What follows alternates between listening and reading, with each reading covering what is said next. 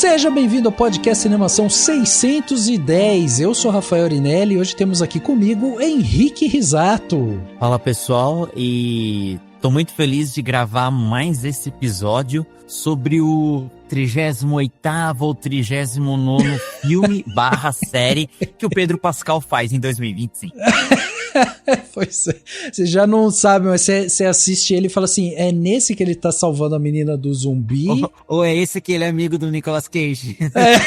Exatamente, você já fica meio em dúvida. Ô, Henrique, mas a gente teve que trazer você logo de volta pra falar de filme de super-herói, pra mostrar pras pessoas que você é centrão quando se trata de DC e Marvel, entendeu? Ah, é verdade, não tem nada de Marvete safado, nada de decenalta. Exatamente. Aqui a gente gosta de filme bom. Filme bom, exatamente. É isso aí. Temos aqui a volta da querida Marina Andere. Olá, gente. Estou aqui de volta, finalmente, depois de ficar presa no cativeiro. Né? Então, muito feliz de volta. Né? Assim como o cinema da Marvel, quem sabe? Quem sabe, pois é. A Má, ela já gravou várias vezes com a gente aqui, mas aí ela resolveu morar um tempo na França, o passe dela ficou absurdamente caro, foi super difícil, cobrava tudo em croissant, né, Má? Em euro, aí não deu, né? Em euro. Mas enfim, a Má tá aqui pra falar sobre Marvel, que é uma dos lugares que você gosta também, né, Má? De falar de filmes de herói e tal, né? Acho que é um gênero que sempre me interessou, desde criança, assistindo muito desenho, né? Acho que todo mundo ali que nasceu, né, anos 80, anos 90, assistiu muita coisa na TV aberta e tudo mais. E então eu sempre acompanhei. Agora, né, ele se tornou um gênero, uma própria produção, o que mudou bastante, eu acho, a minha própria visão sobre filmes de super-herói, mas eu continuo assistindo todos. Muito bom, é isso aí. Hoje vai ter papo sobre isso. E temos aqui uma estreia, o José Alves está aqui com a gente. Oi, pessoal. Olá a todos. Oi, pessoal de casa. Estreante do podcast aqui, episódio. Todo elogio que eu vou fazer ao quarteto nesse episódio, eu vou usar o adjetivo fantástico. É isso mesmo. É meu único vocabulário pra hoje. É isso aí. O Zé tá aqui com a gente, o cara que tem aí um canal dentro do Instagram, né, Zé? O Análise Nerd lá, onde você já começou a dar seus palpites lá sobre quarteto, inclusive, né? Exatamente. Pra quem gosta do conteúdo nerd, quer ver alguém falando de filme, quer ver alguém falando de série, fazendo alguns conteúdos de comédia também, dá um pulinho lá no Análise Nerd que eu tenho certeza que vocês vão gostar do conteúdo. E hoje aqui falando do que eu mais gosto. Já vou avisar o Henrique que eu não sou Marvete, pode ficar tranquilo.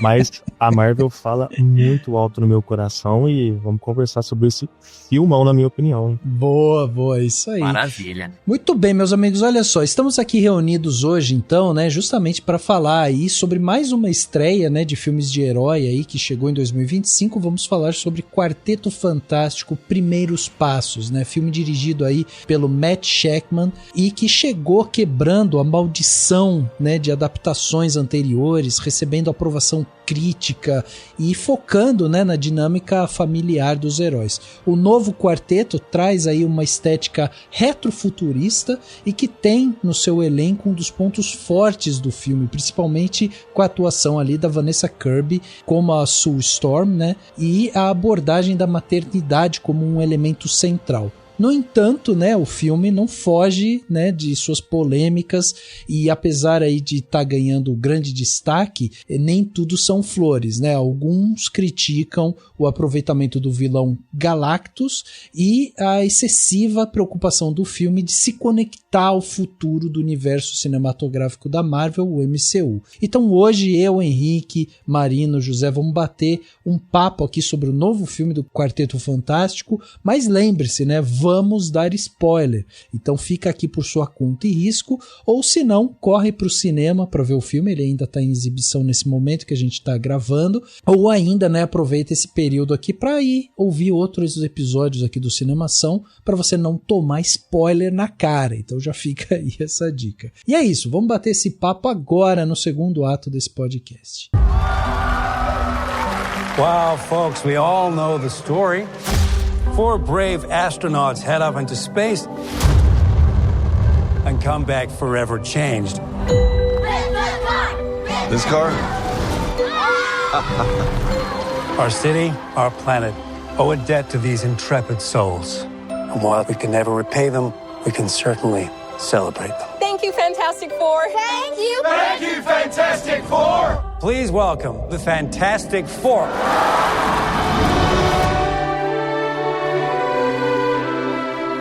Chegava aos cinemas no dia 24 de julho de 2025 o filme Quarteto Fantástico Primeiros Passos. O filme é dirigido pelo Matt Shakman. E antes de comandar, né, esse filme, o Shakman se destacou dirigindo episódios de séries de grande sucesso, né, como o WandaVision, né, que é da Marvel Studios, ali, da Disney Plus, uma minissérie elogiada, né, dentro do MCU. Ele também dirigiu Game of Thrones, né, especialmente episódios importantes da última temporada, e Succession também ele esteve lá. No cinema, o Quarteto é o primeiro longa-metragem blockbuster do MCU sob sua direção. O filme Quarteto Fantástico, Primeiros Passos, teve um orçamento estimado aí de cerca de 200 milhões de dólares e até o momento ele já arrecadou em torno ali de 218 milhões de dólares mundialmente, né? Superando o seu orçamento inicial, mas ainda assim apresentando aí uma queda significativa na bilheteria após os primeiros dias do lançamento, né? E embora ele tenha ultrapassado o orçamento de produção, para não ter prejuízo total, o filme precisa faturar mais de 400 milhões de dólares ali, considerando, né, os custos adicionais de marketing e distribuição. O ideal seria passar ali dos 500 milhões de dólares para ser considerado aí um grande sucesso financeiro. E a perspectiva é essa, que o filme efetivamente ultrapasse os 500 milhões de dólares. Bom, em Quarteto Fantástico, a gente tem aí um filme que é ambientado em um mundo retrofuturista, né, dos anos 60, onde os astronautas Reed Richards, a Sue Storm, o Johnny Storm e o Ben Green se tornam o Quarteto Fantástico após ganharem aí superpoderes por exposição a raios cósmicos, né? Eles precisam equilibrar os seus papéis como heróis, né, com os fortes laços familiares, enquanto enfrentam a ameaça do Galactus, um voraz deus espacial que pretende devorar a Terra, e ele conta com a ajuda da Surfista Prateada para essa tarefa. A trama se aprofunda em temas familiares e sacrifícios, né, especialmente quando o Galactus deseja capturar o filho recém-nascido de Reed e da Sue, né, devido aos seus poderes cósmicos enormes ali, unindo ação, drama e emoção numa luta aí para salvar o planeta e a família. O roteiro do filme ele é assinado por uma equipe de roteiristas formado pelo Jeff Kaplan, o Ian Springer, o Joss Friedman, Cameron Squires, o Eric Pearson e o Peter Cameron, né? Aí a gente tem essa gama de roteiristas que tem muita experiência. Por exemplo, o Jeff Kaplan e o Ian Springer, eles são roteiristas, aí uma dupla que trabalhou juntas, né, em roteiros de comédia e filmes, né, independentes, e eles agora estão aí na MCU. Nós temos também o Josh Friedman, que é um cara especialista em ficção científica, né? Ele foi co-criador e roteirista da série Snowpiercer e também trabalhou como roteirista em Avatar: O Caminho da Água em 2022, lá com James Cameron. Nós temos o Eric Pearson, né? Outro roteirista aí, experiente dentro do MCU, que já tinha trabalhado em Viúva Negra, mas foi co-roteirista também de Thor Ragnarok em 2017, e o Cameron Squires e o Peter Cameron, que ambos trabalharam juntos aí com o Shakman lá quando eles fizeram a série WandaVision.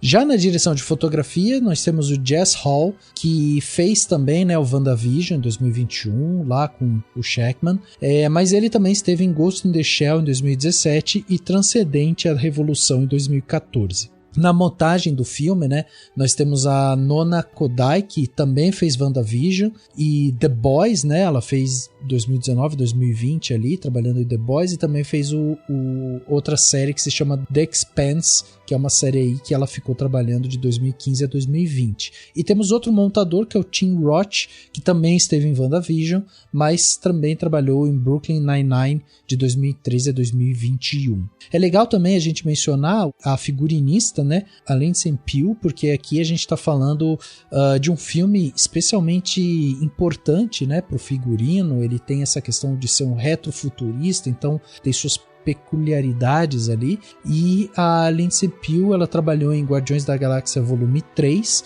em Rocketman 2019 e também Pantera Negra Wakanda pra Sempre de 2022. Já no elenco, a gente tem aí o Pedro Pascal, né, que atua aí como Reed Richards, ou o Senhor Fantástico, né? Nós temos a Vanessa Kirby como a Sue Storm, ou a Mulher Invisível, o Joseph Quinn como o Johnny Storm, né, o Tocha Humana. Temos também o Eban Moss-Backrack, que faz o Ben Green, né, o Coisa. A Julia Garner como a Surfista Prateada, o Ralph Ineson, que faz o Galactus, o Paul Waterhauser, que faz o Harvey Elder, que é o Topeira, né? E temos uma surpresa aí, o John Malkovich, que tem um papel aí não divulgado.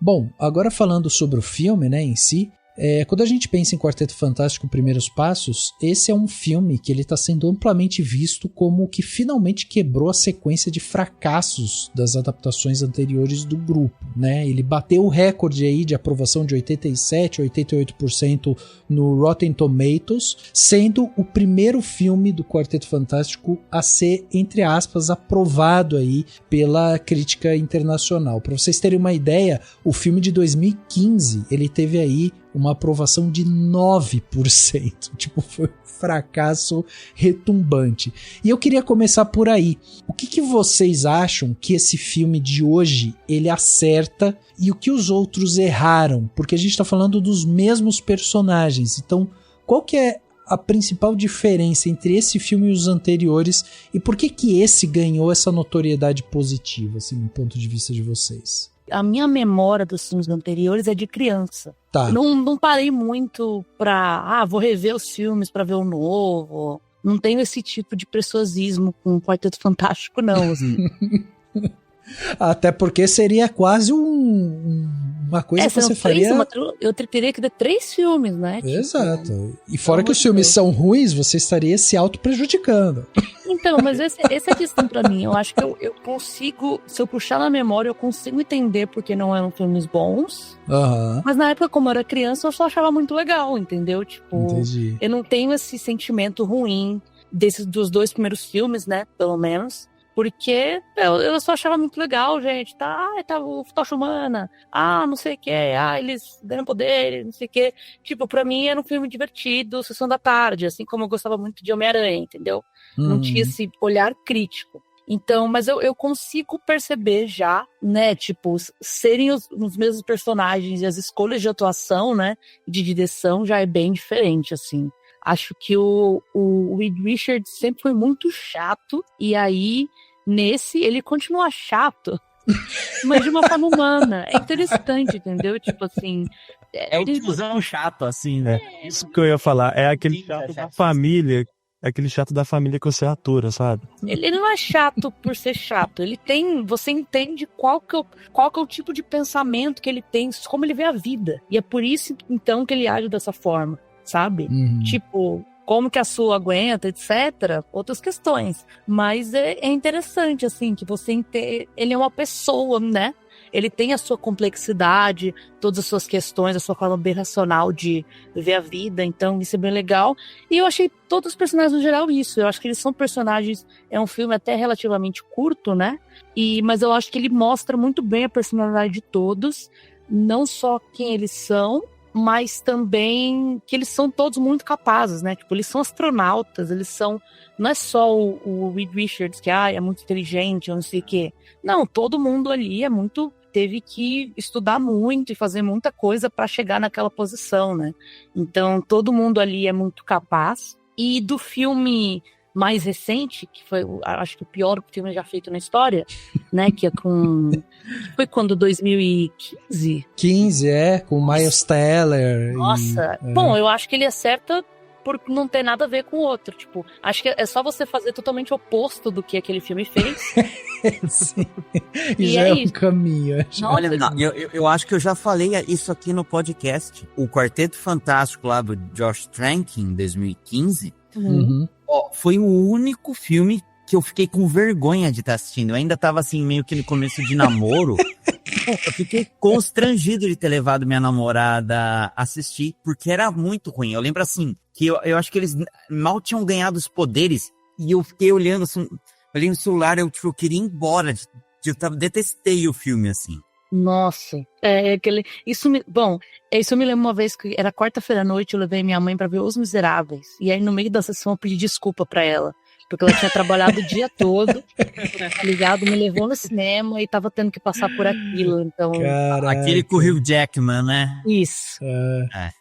Complicado. Agora, eu não sei, assim, mas, por exemplo, a gente teve o Quarteto Fantástico, um filme de 94, que é um filme de baixo orçamento, né, produzido lá pela New Horizon Studios, enfim, esse filme ele nunca chegou nem a ser lançado oficialmente, né, ele era uma produção feita ali pra manter os direitos dos personagens e tal. Depois a gente teve o Quarteto de 2005, dirigido pelo Tim Story, e aí, em seguida, a gente tem em 2007 o Quarteto Fantástico e o Surfista Prateado, também pelo Tim Story.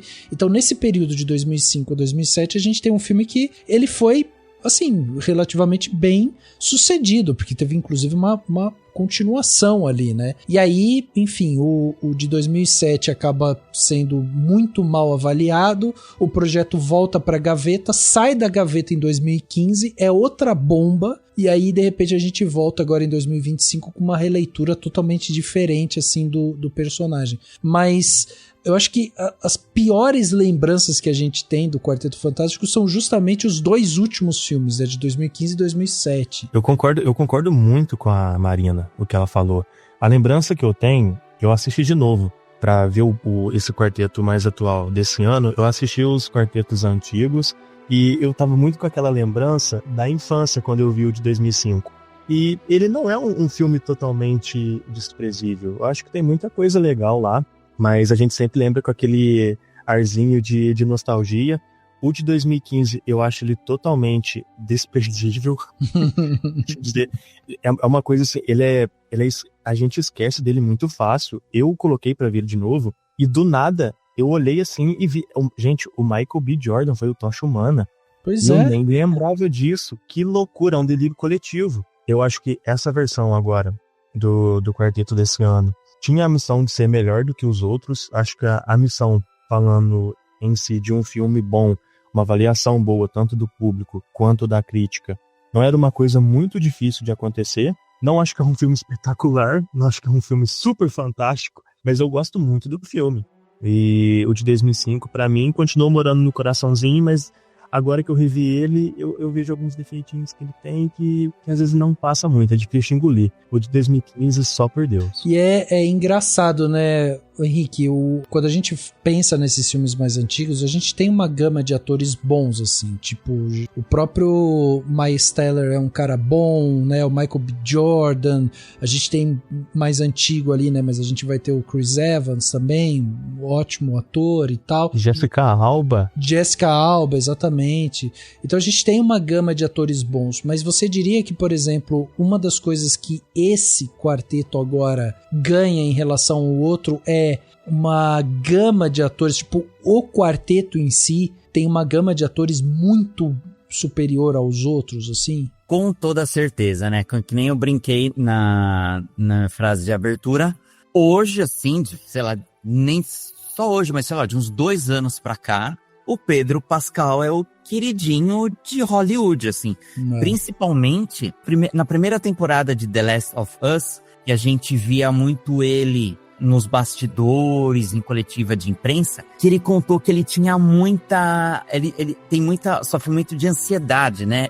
Ele, apesar de ser um galã, ele é um cara muito seguro. Então a gente via sempre ele, assim, com a mão protegendo o umbigo, ele junto com a Bella Ramsey, né, que faz a Ellie no The Last of Us, abraçada com ele, dando um apoio. Então ele se tornou não só um ator, mas um ser humano que as pessoas admiram, né? Uhum. Então ele no filme, tipo, é uma presença legal, ele fez o Mandalorian também, né? A gente tem a Vanessa Kirby, nesse filme, a Sue, né? Ela toma não só o protagonismo, mas ela é a líder da equipe, né? Total. Em postura, quando ela tem que fazer lá o acordo com o toupeira, ela que vai falar com ele.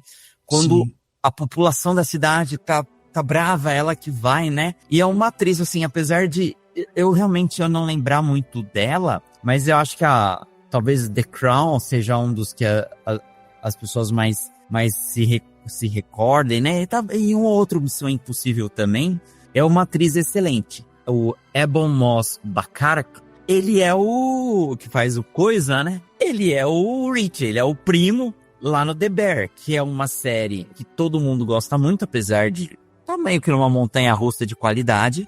Mas assim, a maioria das pessoas que você pergunta da série, quem que é o seu personagem favorito, vai falar que é o personagem dele, entendeu? Então ele é um cara muito carismático. Basicamente, o principal papel dele é em The Bear, né? E pra finalizar o quarteto, a gente tem o Joseph Quinn, que ficou muito famoso por conta do Stranger Things, mas ele co-protagonizou com a Lupita Nyong'o, ganhadora de Oscar, o filme Um Lugar Silencioso, Dia 1, que é um filme muito legal. Ele foi um dos imperadores gêmeos lá do Gladiador 2. Então, todos eles são grandes nomes de Hollywood, assim, um quarteto fantástico mesmo nas telas, né? E eu acho até que, por exemplo, no caso do Joseph Quinn, a gente tá falando de um ator que tá em ascensão, assim, e eu acho ele muito bom. Eu acho ele...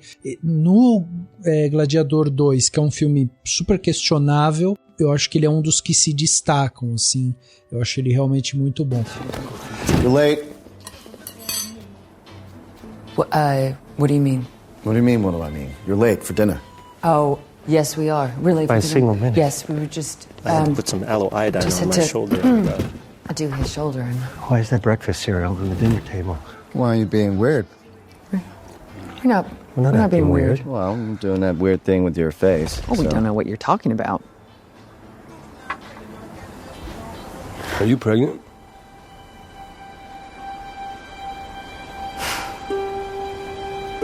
Yeah, pregnant. Yes, yes. How do you know that? Have you looked at your husband's face? I know, he just cannot keep a secret. What? Really? Yeah. Tem uma questão também que eu acho que é interessante da gente observar, que é a seguinte: eu já falei isso várias vezes, não acompanho quadrinho, não leio as histórias e tudo mais e tal. E uma das coisas que eu mais gostei desse filme foi justamente esse equilíbrio entre os personagens. Porque você tem um Reed Richards que ele é super inteligente, mas ao mesmo tempo você percebe ele inseguro pra tomar algumas decisões, então não é aquele cara meio Tony Stark, sabe? Que, eu sei, eu falo e vai dar certo e é isso, acabou, assim. Ele tá o tempo todo meio que em conflito, meio que buscando também a aprovação, né, dos seus pares, que no caso é o resto do grupo e tudo mais. A gente tem a própria Sue, que é essa protagonista, como o Henrique falou, a agente política ali no meio do grupo. Eu achei isso maravilhoso, assim. Ela não é só a namoradinha do Reed, ela é, né, a pessoa que vai costurar acordos, que vai posicionar o quarteto pra população e tudo mais. A gente tem o Johnny, que sempre foi retratado como um cara super porra louca, mulherengo, meio idiota, assim, mas que, como a Marina falou, a gente tem que lembrar que é um cara que, né, foi levado, né, fez uma viagem espacial, um cara inteligente e tal, e é ele que faz aquela descoberta da linguagem. Cara, lógico, o cara é inteligente também, ele é mais desinibido, é um cara mais brincalhão e não sei o que, mas não tem aquela depreciação do personagem, sabe? E o próprio Ben, eu gosto muito dele aqui também, porque nos outros sempre tinha uma coisa meio maçante dele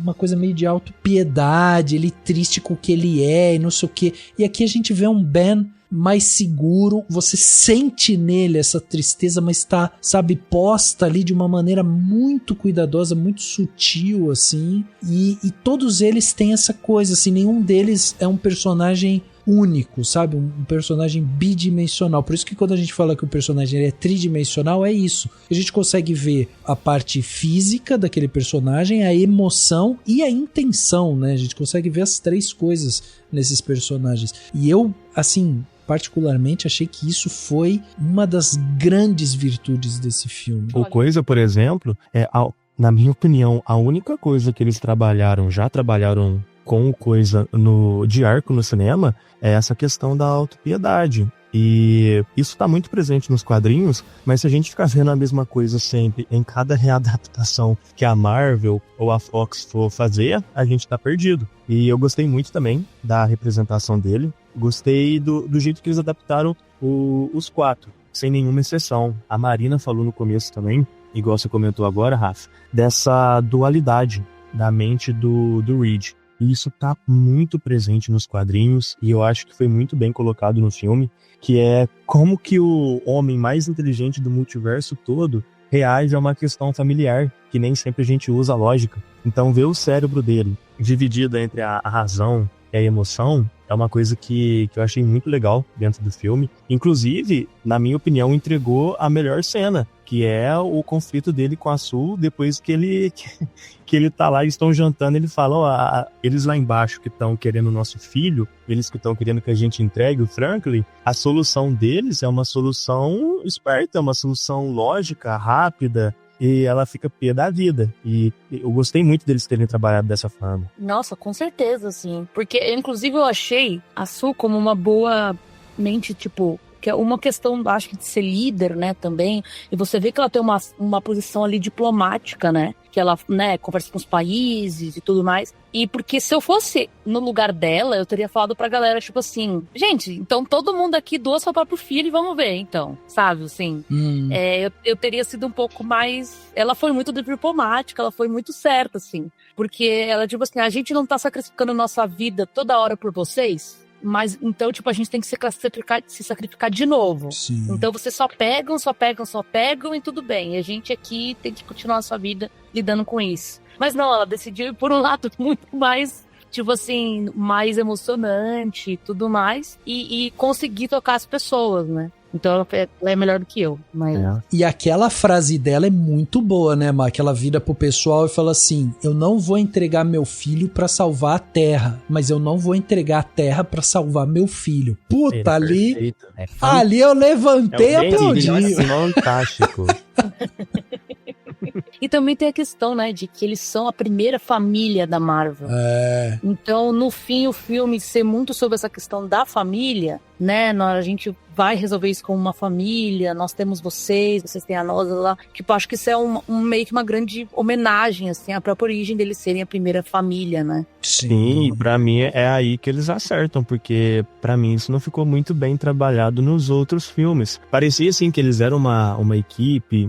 E no filme de 2005 eu acho que eles são bem legais, mas parece uma equipe, um grupo. Nesse filme agora, não sei se é pelo fato do marketing também, que eles bateram em cima em toda a divulgação que era a primeira família, mas isso ficou muito em evidência no filme, principalmente nessa cena que a Sue vai lá fora conversar com o público. Teve muita gente que não gostou, mas eu gostei bastante. No filme eu cheguei até a arrepiar, porque o discurso dela é legal. Eu acho que ela manda muito bem. Que essa hora que ela fala isso, nossa senhora, eu achei incrível. Acertou no encheio, assim, porque ela falou o que o povo entende, assim, sabe? Não é um discurso difícil, nem era uma coisa motivacional, assim. Eu achei que ela foi bem... né? Piegas, eu achei que ela foi bem certeira.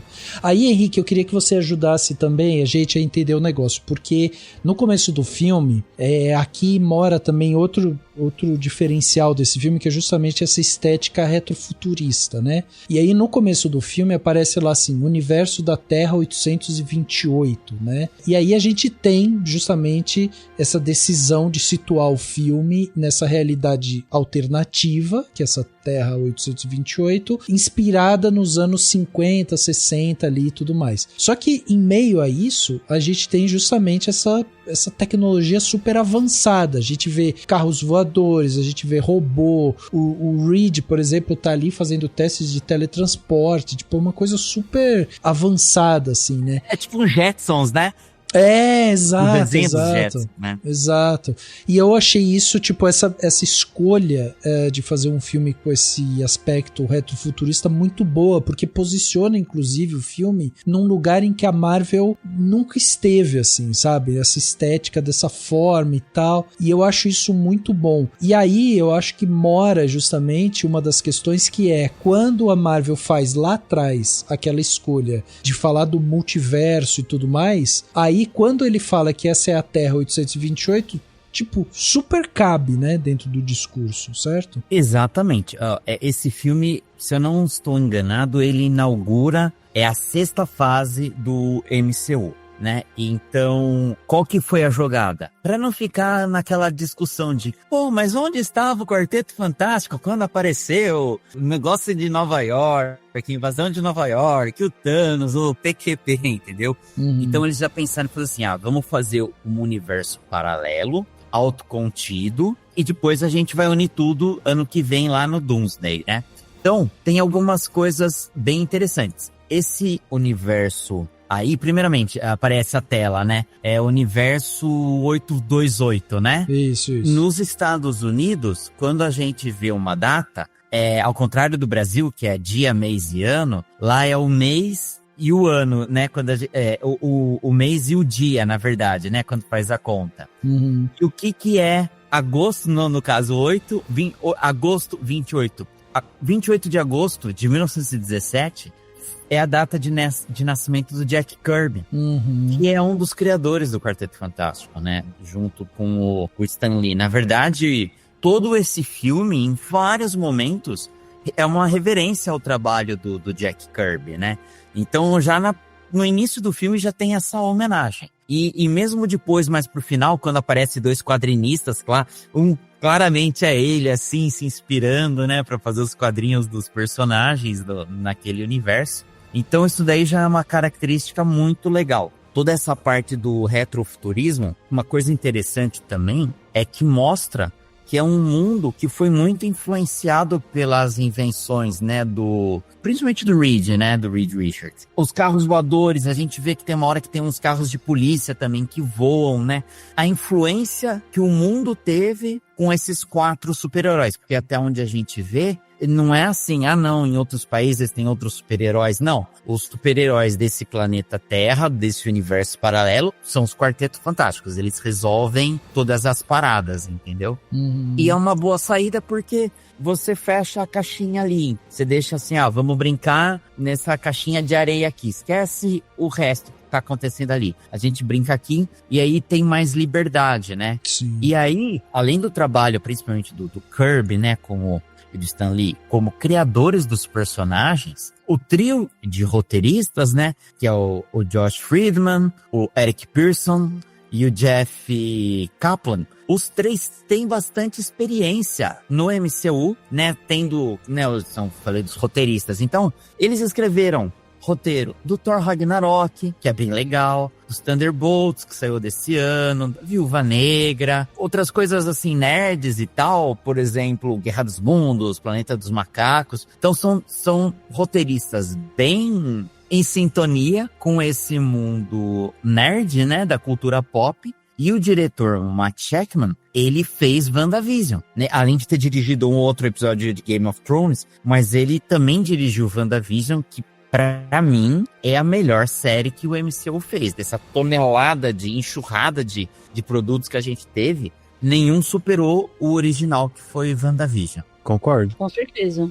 Só pra completar uma coisa que o Henrique falou, eu também achei muito legal essa jogada de ser um universo diferente, porque além de dar mais liberdade pro que você quiser fazer com a trama, eles não têm que dar uma desculpinha igual fizeram com a Capitã Marvel. Eu não sei se vocês lembram, mas quando lançou o filme da Capitã Marvel, quando anunciou, todo mundo ficou pensando a mesma coisa. Pô, cadê ela em Vingadores? Cadê ela quando isso aconteceu? Quando isso aconteceu de cá, de lá? Mandaram ela pro espaço e trouxeram ela de volta só em Ultimato. Exato. Não, e daí tinha aquele papo que ela aparecia e falava, eu tava fazendo outros jobs.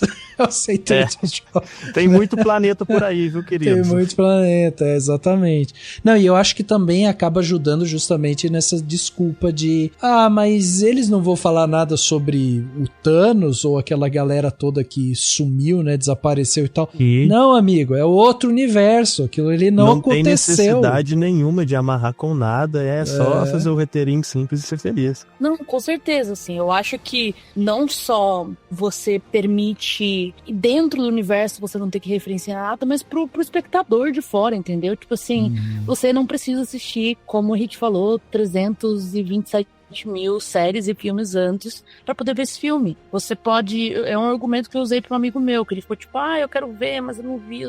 Meu amigo, é outro universo, é outra coisa. Mas eles vão aparecer no outro filme depois. Tá, mas aí não vê outro filme. Tipo assim, esse filme por si só não depende de mais nada. Então você dá também um pouco essa aliviada, que eu acho que provavelmente é o que a Marvel vai fazer pra outras X-Men, por exemplo. Algumas outras coisas assim. Porque, tipo, gente, pelo amor de Deus, você ter que ter lição de casa pra ver filme, né?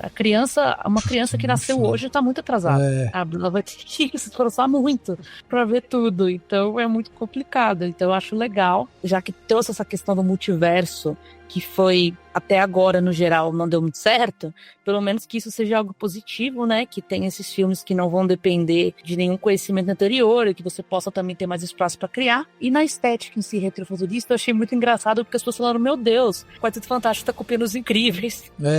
Tipo... É o contrário, gente. É os Incríveis que estão copiando o Quarteto Fantástico. Exato. É muito bom. Imagina ser diretor de arte desse filme, cara. Ser figurinista. Pois é. Tipo, deve ter sido muito divertido, porque realmente, assim, você vê na Times Square, né, deles, que são TVs de tubo, basicamente, né, das TVs antigas, várias coisas que eles vão misturando, design dos carros, né, as próprias realizações nas ruas, tipo, nossa, muito legal, é uma coisa que enriquece muito o universo, né, o mundo quando você tá assistindo. Acho que além da história em si, dos personagens, é uma coisa que realmente ajuda muito na imersão. Acho que é muito legal você trazer uma proposta de algo diferente, executar bem. Eu acho que ganha muitos pontos o filme só nisso, assim. Que realmente ficou muito bacana. Um universo realmente bem diferente. E acho que também ajuda na suspensão, né? De, tipo, do que eu tô vendo aqui não se assemelha à minha vida, isso é legal. Exatamente. E eu acho que ajuda muito na suspensão porque é tudo muito feito com carinho. Pelo menos eu tive essa impressão.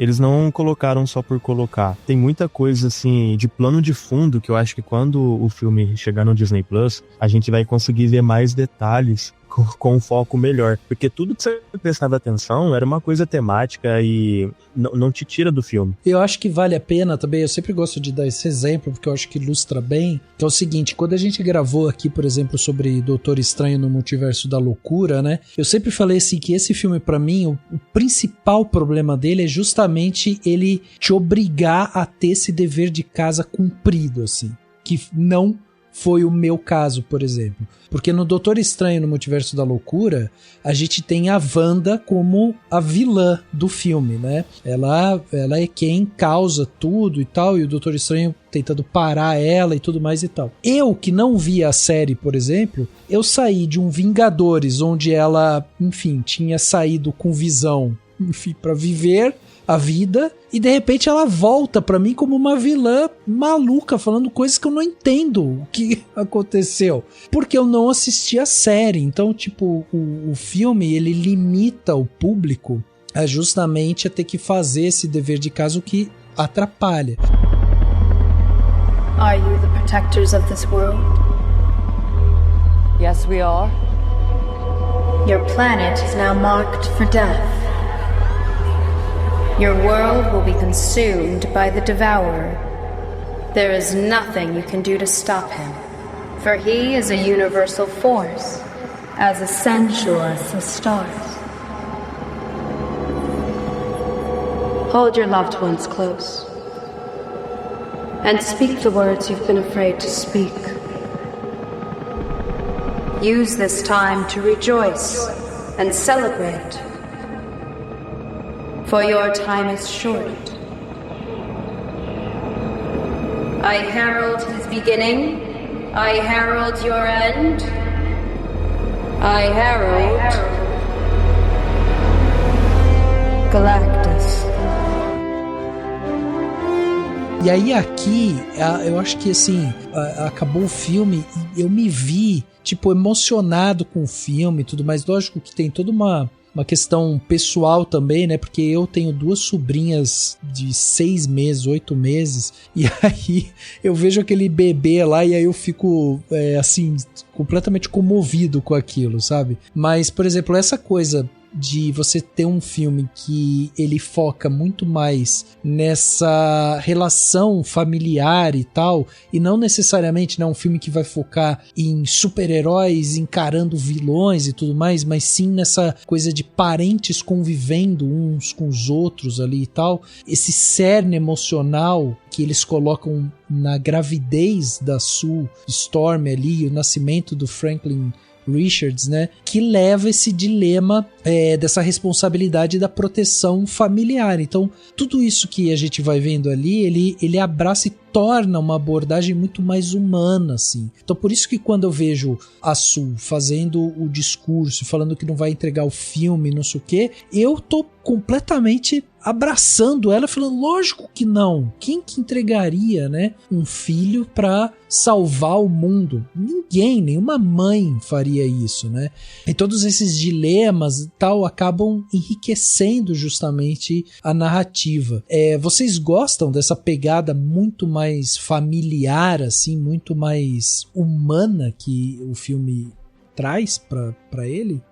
Eu particularmente adoro, assim, porque eu sou uma pessoa de personagem. Pra mim, os filmes, independente do gênero, sabe? Eu, por exemplo, sou uma pessoa que não assiste muito filme de terror, mas um dos meus filmes favoritos da vida é um filme de terror justamente por causa dos personagens. Então, pra mim é isso. Quanto mais você desenvolve, quanto mais você coloca dilemas, você mostra como as coisas não são tão simples, que as pessoas fazem escolhas de acordo com o racional, mas também com o emocional. Eu acho, pra mim, a escolha muito acertada, porque eu acho que não torna o filme previsível de diversos aspectos, entendeu?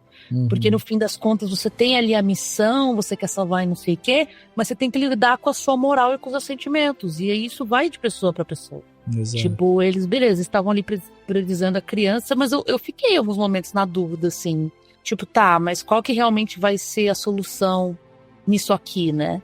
Uhum. Porque realmente é um dilema muito complicado. Então eu acho que o mais acertado, eu acho que é quando o MCU acerta, é quando ele foca nos próprios personagens, né? De que a maioria deles tem uma origem, né, heróica não convencional e estão sempre lutando de certa forma com o bem e o mal que podem fazer, né? Sim. Então, essa própria questão, né? Tipo, você perder essa luta e esse entendimento da Wanda em WandaVision, aí você vai chegar pro filme lá do Doutor Estranho, é isso? Uhum. É realmente tipo, tá, mas e aí? Parece só que ficou má.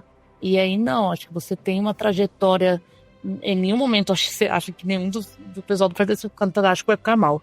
Mas eu acho que é muito importante, assim, ter esse foco. E eu acho que o fato de que o filme não é uma história de origem, né? Eles já estão nessa dinâmica há um tempo.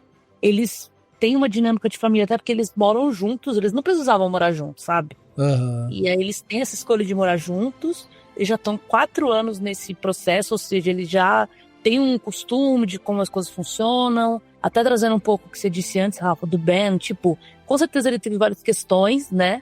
Da aparência dele, e provavelmente elas aconteceram, que nem aconteceram nos outros filmes que a gente viu, só que foi mais no início, né? Uhum. Agora já faz 4 anos. Então eu acho que é uma escolha acertada também de não ser um filme de origem, porque a gente já viu 2, né? Com resultados variáveis, e também porque já é uma equipe e uma família estabelecida, né? Uhum. Então, para eles poderem lidar com esses conflitos e com a responsabilidade mesmo de serem super-heróis, já é uma coisa que eles estão mais acostumados. Tem uma coisa que eu acho muito boa também, que é justamente, por exemplo, o fato de você ter uma briga da Sue com o Reed, em que ele dá a entender que ele cogitou a possibilidade de entregar o filho, né? Ele pensou na possibilidade. E ela fica putaça com isso. Tipo, pô, você pensou nisso, não sei o que, tá. E ele fala, eu preciso pensar em todas as possibilidades. Tipo, essa briga, esse pensamento lógico, né, científico que o Reed tem com essa coisa mais familiar, dá um embate muito bom, justamente porque daí você coloca no cerne da questão, na discussão central, justamente essa humanidade, sabe? Tipo, tem um momento ali que você fica, caraca, mas ele cogitou isso mesmo e tal. Lógico que ele cogitou, ele é o cientista da família, ele é o inventor, ele pensou nessa possibilidade. Não significa que ele ia fazer, mas ele teve que pensar nela para tentar encontrar uma solução. É exatamente o que ele começa falando. Ele é uma pessoa que ele fala, eu tenho que pensar isso, né? Não é que ele quer e a solução que ele tá procurando seja essa, mas ele tá naquele posto que tem que pensar nisso, porque ele é a pessoa mais inteligente daquele universo. Para situar um pouco e mencionando os quadrinhos, eu fiquei muito feliz com o filme esse último filme agora, porque ele leva muito em consideração o que é o Quarteto Fantástico nos quadrinhos. O Quarteto nos quadrinhos não é sempre sobre combater bichos gigantes e quem quer dominar o mundo e Doutor Destino. Tem vários arcos nos quadrinhos que é só sobre esses problemas familiares. A Sue e o Reed, eles já saíram do quarteto para cuidar melhor das crianças. Dentro do quarteto mesmo, eles já passaram uma fase inteira com uma crise financeira. Então, a Marvel sempre gostou de colocar situações do nosso dia a dia nos quadrinhos, e com o quarteto, isso sempre se mostrou muito presente, com todos os membros. Igual a gente mencionou o Coisa, com toda aquela questão da autoestima dele, e de como ele se enxerga, de como o público, todo mundo daquele universo enxerga ele. E pra mim o filme dá certo nisso. A gente não tem o melhor roteiro de todos, nem os melhores diálogos de todos, mas quando se trata da família, dá muito certo. A química entre eles, a forma com que eles se relacionam. Por exemplo, na minha opinião, a melhor cena do filme é aquela da perseguição no meio do filme. E é uma cena de ação em um filme de herói, que é a melhor coisa do filme pra mim, e eles nem usam os poderes deles praticamente. A Sue, uma horinha lá, deixa a nave invisível, mas a cena é legal porque mostra como que eles lidam em uma emergência. O Ben tá pilotando, eles estão apressando a todo momento o Reed pra fazer um plano, o Tocha Humana tem que atirar lá, me lembro muito até Star Wars, essa cena, tem que atirar na surfista. E enquanto tudo isso tá acontecendo, a Sue tá ganhando o bebê. Uhum. Então, eu acho que o ponto forte e o que dá gosto de assistir o filme é essa relação entre a família. Pra mim, eles acertaram muito.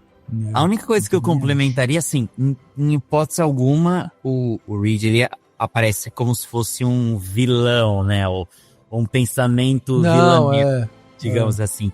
E é legal porque ele tem um diálogo com o Ben, né? Com o Coisa, que ele joga, assim, umas verdades na cara dele que é bom pra gente, como público, ouvir. Por exemplo, ele tinha mandado o Herbie, né, o robozinho, montar o berço porque ele não teria tempo. Ele não teve essa sensibilidade de, tipo, pô, eu sou o pai, eu que devia montar. Mas talvez ele mesmo não soubesse montar um berço. Porque ele fala, você não soube fazer uma outra coisa lá, que eu não lembro exatamente o que era. Mas uma das coisas que eu lembro que o pessoal do cinema riu, na sessão que eu tava... Cozinhar, não era cozinhar? Cozinhar, ou então... Isso, cozinhar e tirar a carteira de motorista. Também, essas regras eu não concordo. Mas não era, porque assim, às vezes o cara ele pode ser extremamente inteligente, mas em algumas coisas manuais e banais, entre aspas, né? Porque nem todo mundo sabe dirigir, mas não é... Criaram um mecanismo de teletransporte. Uhum. Mas mesmo, é muito coisas mundanas, ele também não sabe, quer dizer, ele é uma pessoa também falível, né? E aí, cara, tem uma cena, eu acho que é a cena que eu mais gosto do filme, é a cena que eu mais me diverti, é a cena do carro, eles colocando a cadeirinha. Aquilo ali pra mim foi maravilhoso. Aquilo é maravilhoso. Aquilo é perfeito, gente. É que é o problema da realidade mesmo. Exato. Não, e eu vi aquilo porque, assim, todas as vezes que eu fui colocar uma cadeirinha, como eu falei pra vocês, né, eu tenho uma vida com sobrinhas aqui. Duas bebezinhas, né? 2 bebezinhas, mas as minhas sobrinhas são novas. E, cara, todas as vezes que você vai colocar uma cadeirinha no carro é aquilo. São várias pessoas fazendo e tentando e puxa de lá e tal, e o negócio não vai. É impressionante. Palpitando. Gente, é um custo aquilo. E geralmente é isso. A mãe fica do lado de fora, olhando, falando, meu Deus do céu, eu coloco isso em 2 segundos. Mas você tá ali falando, não, deixa que eu coloco. Aquilo é maravilhoso, aquela cena é maravilhosa. E eu acho que ela representa muito disso, assim. Representa muito desse lado humano que o filme carrega, dessa dinâmica familiar, né, que o filme traz também pro centro da discussão ali. Então eu acho isso tudo muito bom, assim.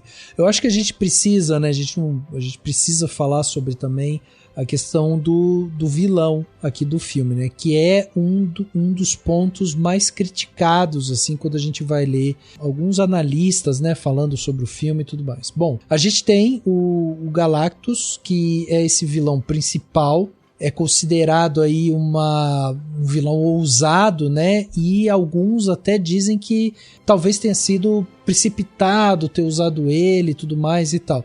E eu queria saber um pouco de vocês isso, assim, como é que vocês viram a utilização do Galactus, da surfista prateada, né? Se ele foi bem representado ou não, né, de acordo com o que vocês conhecem de quadrinhos e tudo mais, porque pra mim, vou falar pra vocês a minha visão de uma pessoa que nunca viu,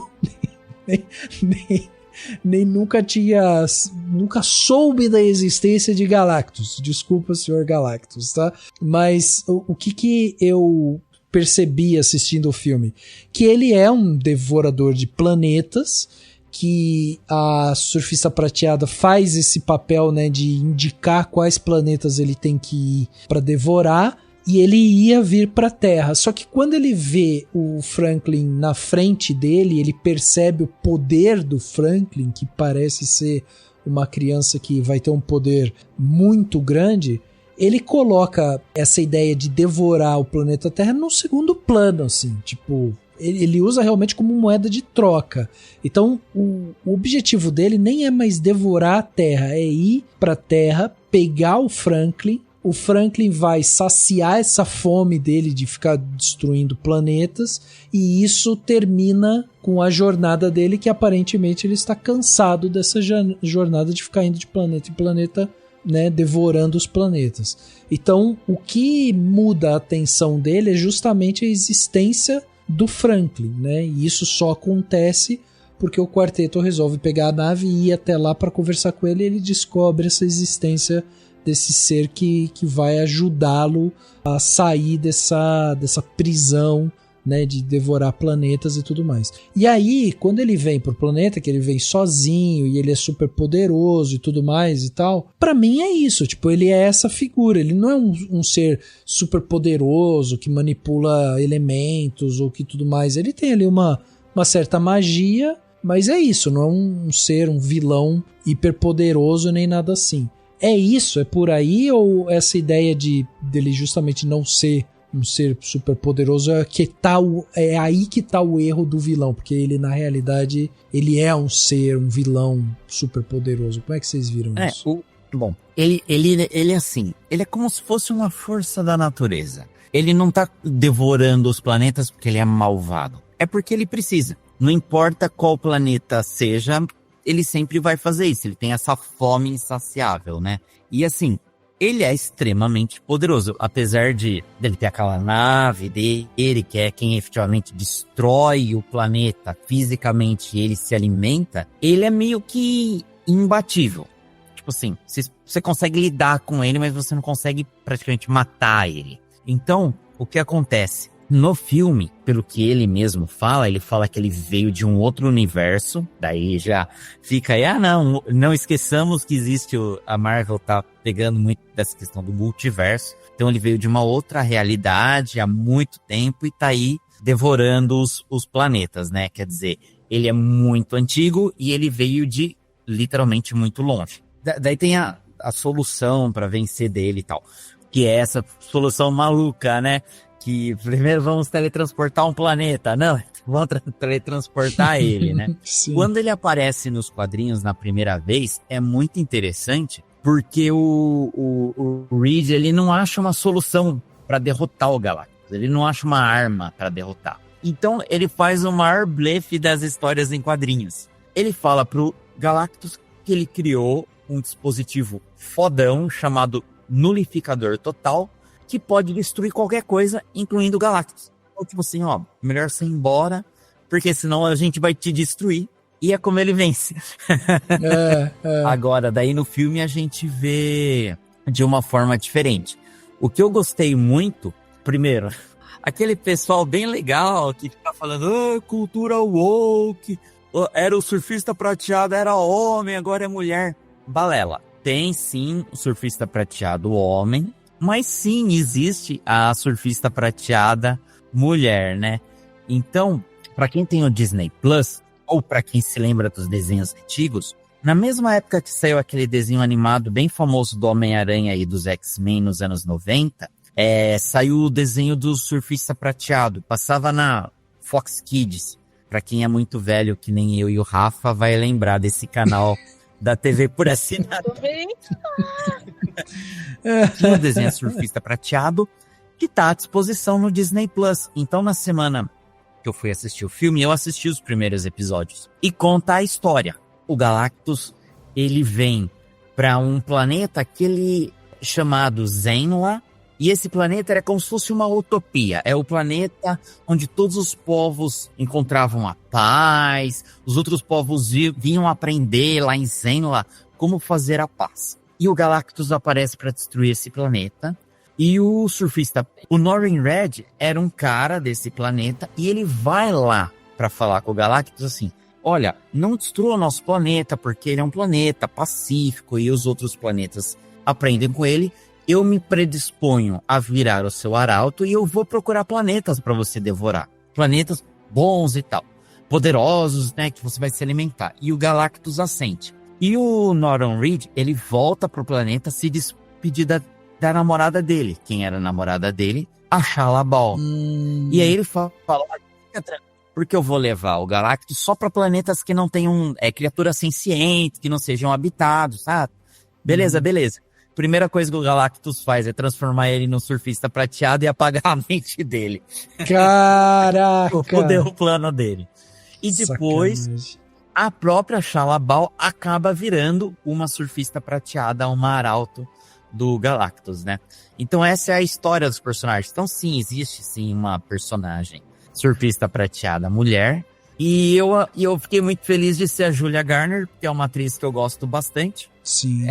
Ela tem uma aparência muito única, né? E depois que eu lembrei que ela era da série do Ozark, que tinha na Netflix, né? Sim. E aí eu achei muito legal ser ela, assim. Tipo, agora esse ano também ela fez o Lobisomem. Então, também é uma atriz em ascensão. Assim como a gente falou do Quarteto Fantástico, ela também é uma atriz nova e que tá em ascensão em Hollywood, né? Could you take us through how you defeated Galactus? How we did?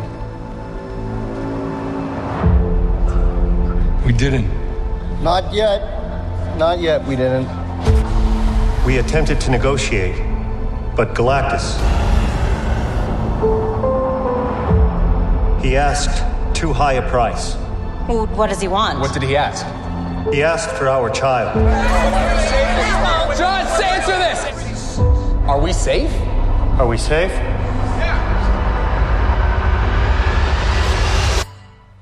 I don't know. Tem algumas pessoas que falam assim, é surfista prateada, ela serviu só como, sei lá, interesse romântico do Tocha Humana e não sei o quê. Eu acho uma bobagem isso, assim, porque não chega nem a ser um interesse romântico, não. Tipo, né? Eu confesso que enquanto você tava no meio do filme, eu falei assim, nossa, tá, é assim, não, interesse romântico, tal, é uma piadinha.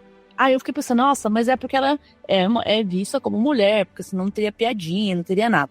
Eu, né, na minha mente sendo militante. Mas aí eu lembrei que no filme do Surfista Prateado lá, o Quarteto Fantástico 2, tem um rolê meio, talvez, de um romance dele com a Sue Storm, que o Reed fica com ciúme. Sério? Nossa, eu não lembrava disso. Eu tenho uma memória disso, assim, não sei, será que eu inventei? Não lembro disso. É uma faísca. Uma coisa assim, não é que rola algo, mas eu lembro que o Reed talvez fica com algum tipo de... Ele fica com um pouco de ciúme, assim, porque a Sue é muito legal com o cara, é alguma coisa meio assim. E aí eu só fiquei, não, na verdade tudo bem. Tipo, lembrei que rolou isso, então eu deixei. Mas não, imagina, realmente é uma piada ali, eu acho que uma das melhores, né, a gente sempre vai ter as piadas Marvel, e eu acho que uma das melhores que tem é quando o Johnny fala, eu já sei o que vocês estão pensando, o Johnny ama mulheres, o Johnny ama o espaço, chega uma mulher do espaço, então ele tá apaixonado, né, meio assim e tal. Mas o ponto no final é que ele se propõe a entender ela, né, ele se propõe a entender ela, obviamente porque ele queria descobrir e tudo mais, mas ele consegue pegar mais o contexto e tentar manipular ela, de tipo assim, eu tenho que pensar na consciência dessa pessoa, quem quer que ela seja, e agora já entendi a origem, ela é uma pessoa que também passou por isso, então ela vai entender a nossa posição, né, isso acho que é muito legal, assim, de trazer, porque no final ela é a pessoa que derrota, né, o Galactus, assim, faz ele ir embora, não que o Johnny não ia, mas ela decidiu se sacrificar de novo, porque o discurso dele funcionou, né? Sim, então, exato. Enfim, acho que é uma boa, assim. E, enfim, e a internet é sempre suportável, né? Também é isso. Pelo amor de Deus, gente. O problema é que o pessoal começa a comentar antes de saber direito das coisas, né? Ela mal tinha sido anunciada como surfista prateada e o pessoal já começou a cair em cima na internet sem saber o nome do personagem em si e origem, mas... Enfim, eu gostei muito da surfista prateada no filme. Inclusive, eu acho que ela funciona muito junto com o Johnny na questão de alívio cômico. Não vejo como ela tá ali só pra ser o interesse amoroso dele. Não, de forma alguma. De qualquer forma, eu vou dar um troféu pro Johnny Storm, o maior gado do universo 828, porque quem que nunca viu aquela série que a Crush já indicou pra gente, você vai lá, faz um esforcinho, vê a série, o Johnny Storm aprendeu uma língua por ela. Ele do nada, ele de fanfarrão virou um especialista em línguas interdimensionais.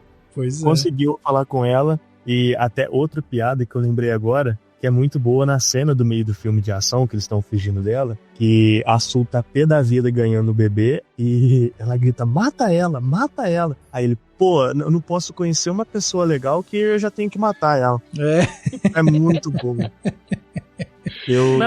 Vamos pra gente, se ele quisesse, gente, ele faria, entendeu? Pra você que aceita pouco, olha o que o Johnny fez. Não aceitem menos do que o que o Johnny Storm fez por você. Mas o que você acha do Galactus? Porque o Henrique fez essa explicação, acho que foi muito clara, assim, né, sobre essa coisa de ser uma força da natureza, mas você gosta da representação dele no filme, Zé? Eu gostei muito da apresentação dele. Vou confessar, viu, Rafa? Não sei se o Henrique vai concordar nessa parte, e a Marina também. Sim, visualmente. E tem toda aquela estranheza, sabe? Porque é um cara gigantesco e eles estão lá minúsculos na frente dele e tem aquela coisa mística de parece que você tá chegando no santuário de um deus, sabe? Ele tá lá no trono. Eu gostei muito da forma que ele foi apresentado. Gostei que eles não tentaram fazer nenhum flashback com o Galactus. Já não basta o da Xalabal. Foi legal pra gente entender de onde que ela veio. Mas ele fala, olha, bilhares e bilhares de anos atrás eu era do tamanho de vocês e agora eu tô com essa fome que não acaba. Enfim, pra mim isso foi perfeito. Eu gostei muito da apresentação. Na batalha final, eu vou ser o chato aqui do episódio, galera. Eu vou começar a falar um pouco mal do filme, que até agora acho que a gente só falou bem. Na luta final, eu acho que aconteceu a lógica, que foi eles terem nerfado um pouco o Galactus. Até porque, na minha opinião, se for colocar o Galactus com a dimensão e a capacidade total de poder que ele tem, ele consegue ser um vilão de saga inteira. Entendeu? Em diversas histórias, os Vingadores já enfrentaram o Galactus também. Então, até pelo objetivo dele, que no final de tudo, ele foi lá mais para pegar o Franklin do que para acabar com a Terra, eu acho que eles deram uma minimizada nos poderes dele. A única coisa que eu me lembro assim, de demonstração de poder dele é na cena do meio do filme, ele fica com o olho roxo lá. No final ele só brinca ele faz o Senhor Incrível, o Senhor Fantástico, igual uma goma de mascar, igual um chiclete, estica ele. Nossa, que aflição que... Aquilo lá foi bem legal. Mas só também, Eu gostei dele, mas de 0 a 10 eu acho que eu daria um 7. Entendi.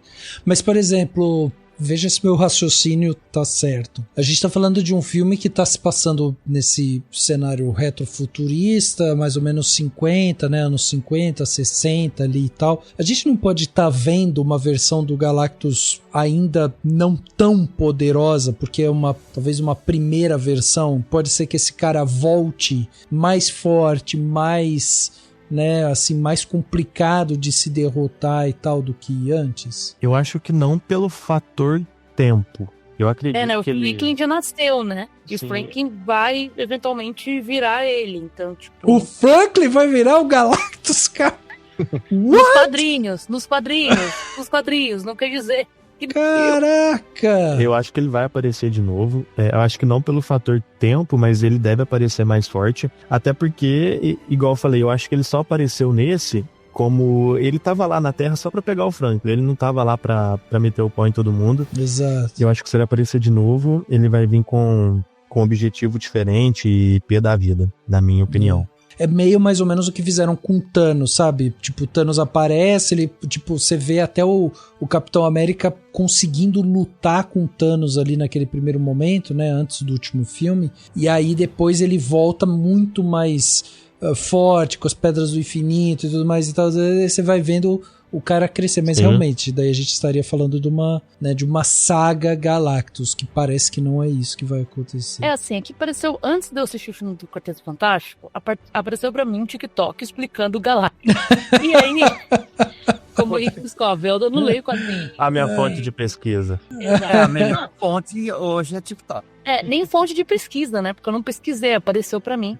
Então, me explicando essa coisa, que foi o que o Henrique explicou, né? Do Galactus e tudo mais, eu fiquei muito mais tipo, ok. No sentido assim, ele faz parte do processo da natureza. Assim como a gente nasce, a gente morre, né? Assim como, sei lá, o ciclo da água. Ele faz o que tem que ser feito. De fato, os planetas têm que ser destruídos para ligar energia, para no fim o ciclo acabar e o universo ser criado de novo, sabe? Tipo, ele não tá fazendo isso porque, assim, no filme eles trouxeram muita questão da fome dele, né? De que, tipo, ele vai indo atrás da fome. Então, parece uma motivação um pouco mais individual, né? Mas no fim, ele é colocado ali, né? Ele é o o ser que ele já foi antes, né? Um indivíduo que ele já foi antes, que foi sendo colocado ali e tudo mais, que causou essa mudança de ciclos, de novo Big Bang e tudo mais. Ele só foi colocado e essa é a missão dele, é a missão de vida dele. Então, como eu vi esse TikTok, portanto, me tornei uma expert no assunto, eu pensei muito na questão, assim, de que é uma questão moral interessante por si só, né? De, tipo assim, Quarteto Fantástico não deixar o Galactus destruir a Terra é egoísta porque esse é o ciclo da vida e todos os planetas passaram por isso, então eles têm que passar por isso também. Uma coisa meio assim, sabe? Sim. Claro. A Terra foi escolhida individualmente, né? Tipo, a surfista prateada, ela escolheu, ou seja, não é todo o planeta que vai ser destruído, blá, blá, blá, enfim. Mas não sei, eu só achei interessante ele contra essa figura. E aí eu acho que até por isso eu não tenho tanto problema com ele no filme, mas eu acho que é muito por essa informação externa que eu ganhei alguns dias antes. Assim... Eu acho que no fim, de fato, ele foi nerfado e também um pouco, a Sul ficou um pouco bufada, né? Tipo assim, a coisa, basicamente, ela morreu, né? Ela usou todo o poder que ela tinha ali, naquele momento, tipo, é isso que eu acho que é uma coisa interessante, mas acaba que, enquanto um clímax, enquanto algo visual, acho que não é tão legal, né? Assim... que a solução, até porque eu acho que chega em algum ponto que você fica meio, tipo, eu não gosto de filme que eu fico, putz, eles foram burros. Sim, sabe? Sim. Tipo, essa coisa de tipo, vamos deixar o bebê aqui no meio, agora vamos trocar o bebê. E, tipo, gente, o Johnny tinha que ter ido levar esse menino pra outro país, tá ligado? Não, tipo, pra ali do lado, que é óbvio que o Galactus ia perceber, ele não é burro. Eu acho que isso me incomoda, eu não gosto de quando eu acho os personagens burros, ou eu tenho que pensar, mas é um filme. Não gosto quando isso acontece. Sim. Eu acho que é uma coisa que não seria tão difícil deles resolverem também. Era só ter pensado de alguma outra forma. Ainda mais até porque quem tá no grupo lá tomando a maior parte das decisões é o Reed Richards, né? Por que a gente vai fazer? A gente vai trocar o sexto e esse ser super inteligente e dimensional não vai ver a diferença. Pelo menos. Gente, pelo menos, né? É que ele fez ele deu o scanner, né? Ele fez o scanner. Mas assim, põe boneco, né? No negócio. Pelo menos ele olhar de longe e achar que o bebê. Corpinho, né? Um corpinho. Põe boneco, pô. Faz um holograma de inteligência artificial, ó. Ia ficar a mesma coisa do neném. Pega outro neném. Aquelas, né? Reborn. Será que tinha nos anos 60, mesmo sendo retrofuturista? Mas o bebê, principalmente quando ele tava nos braços do Ben, o efeito especial, o efeito digital era bem creepy, né? O pessoal falando, gente, a nova Renesme. Nota, de fato, bem feio. Não deveriam ter colocado ele tanto no colo do Ben, gente, era isso. Então, o Henrique falou uma coisa que me puxou na lembrança que é agora. A única parte do filme... Eu não tenho um senso crítico muito aguçado pra parte do CGI. O CGI, da forma geral, ele me agradou. Mas a única parte que eu olhei e falei, gente, que estranho. Foi na hora que ele tava no colo do Ben. Tipo assim, não dá pra disfarçar. Você olha e vê que tem alguma coisa de errado ali. O teu olho estranho. Exato. A Má falou sobre essa questão da inteligência e tal, né? E aí o Zé falou dessas decisões, né? Do Reed e tal. Eu acho que isso também reforça mais uma vez a posição justamente da Sue, né? Na história. Porque essa coisa dela transbordar o seu poder, né? Ela ir além das suas forças para empurrar o Galactus para longe, eles conseguirem não necessariamente derrotar o Galactus, né, mas eles estão espantando ele, né, estão jogando ele para um outro lugar e tal, mas essa coisa dessa força descomunal da Sue, acho que fala muito dessa personagem, né, que é uma personagem feminina, tem ali, ela funciona muito como a âncora emocional do quarteto ali, né, ela que centraliza as coisas ali dentro, né? Você vê como ela consegue realmente lidar com todos. E ainda tem, que é uma coisa que a gente sempre fala, né? A mulher tem essa competência que eu acho que o homem tem muito mais dificuldade de ser super multifacetada, né? A mulher cuida da criança, daí vai pra casa, faz as coisas em casa e tal, e trabalha, e aí pega a frila, e daí não sei o quê. E o homem faz isso e fica doente no dia seguinte, porque, né, ficou muito cansado e tal. Sobrecarregou, pois é. E ela aqui, ela é meio isso, né? Porque a gente consegue perceber essas nuances, né, da Sue de uma forma, e aí eu acho que vai todos os elogios pra Vanessa Kirby, porque você vê essas nuances, assim, né, dessa mulher super poderosa, só que ela também é uma mãe de primeira viagem e ela é líder de um grupo de 3 homens que estão toda hora meio inseguros com eles mesmos, assim. E ela precisa ser essa fonte de segurança ali deles. Então é tão interessante de você ver, porque quando ela faz isso, tem essa coisa da força, né, da mulher e a questão da maternidade também, tudo desenhado dentro dessa figura da Sue ali, que consegue pegar aquele ser monstruoso, gigantesco, super poderoso, né, uma força da natureza, como o Henrique falou aqui, e ela consegue empurrar ele para longe, usando toda a força dele, sendo que todos os outros tentaram e não conseguiram, mas isso é porque o cara foi mexer com o filho dela, assim, né? E ela já tinha falado que não entregaria. Então você tem essa questão, assim, eu acho que muito bem colocada, assim, eu acho que isso reforça ainda mais essa figura da Sue. There's not enough time. I'm not giving up.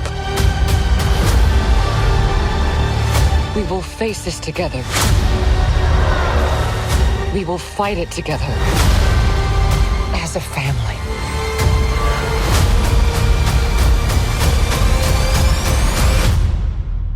Has to be us.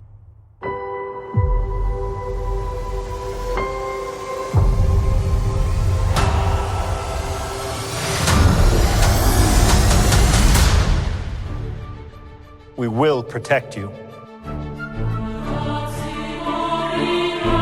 E aí eu acho que a gente precisa comentar justamente essa parte de um filme da Marvel, né? clássico filme da Marvel, com as suas cenas pós-créditos. A gente tem 2 cenas pós-créditos, né? A primeira é uma animação nostálgica ali, e a gente tem o outro que é a introdução, né, do Doutor Destino, que vai ser vivido pelo Robert Downey Jr. e tudo mais, e isso, mais uma vez, né, traz justamente essa questão da fase 6 da Marvel, né, e tudo mais. Enfim, e aí a gente tem a apresentação dessa figura. E o bizarro é que, assim, eu vi a cena, tá de costas, falei, beleza, lógico, eles não vão pagar milhões pro Robert Downey Jr. fazer uma cena de 5 segundos, nem isso, de costas, sem aparecer o rosto. Aí a Vanessa Kirby vai lá pra Variety e dá uma entrevista e fala que era o Robert Downey Jr. na cena pós-crédito. Deu, puta que eu pariu, que massa.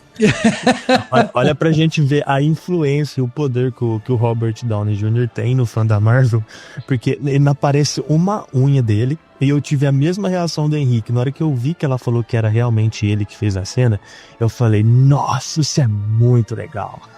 Pois é. Mas, gente, é que deve ser uma cena que... É que, assim, geralmente, né, a cena do pós-créditos, ela não é uma cena de verdade que vai aparecer num filme, né?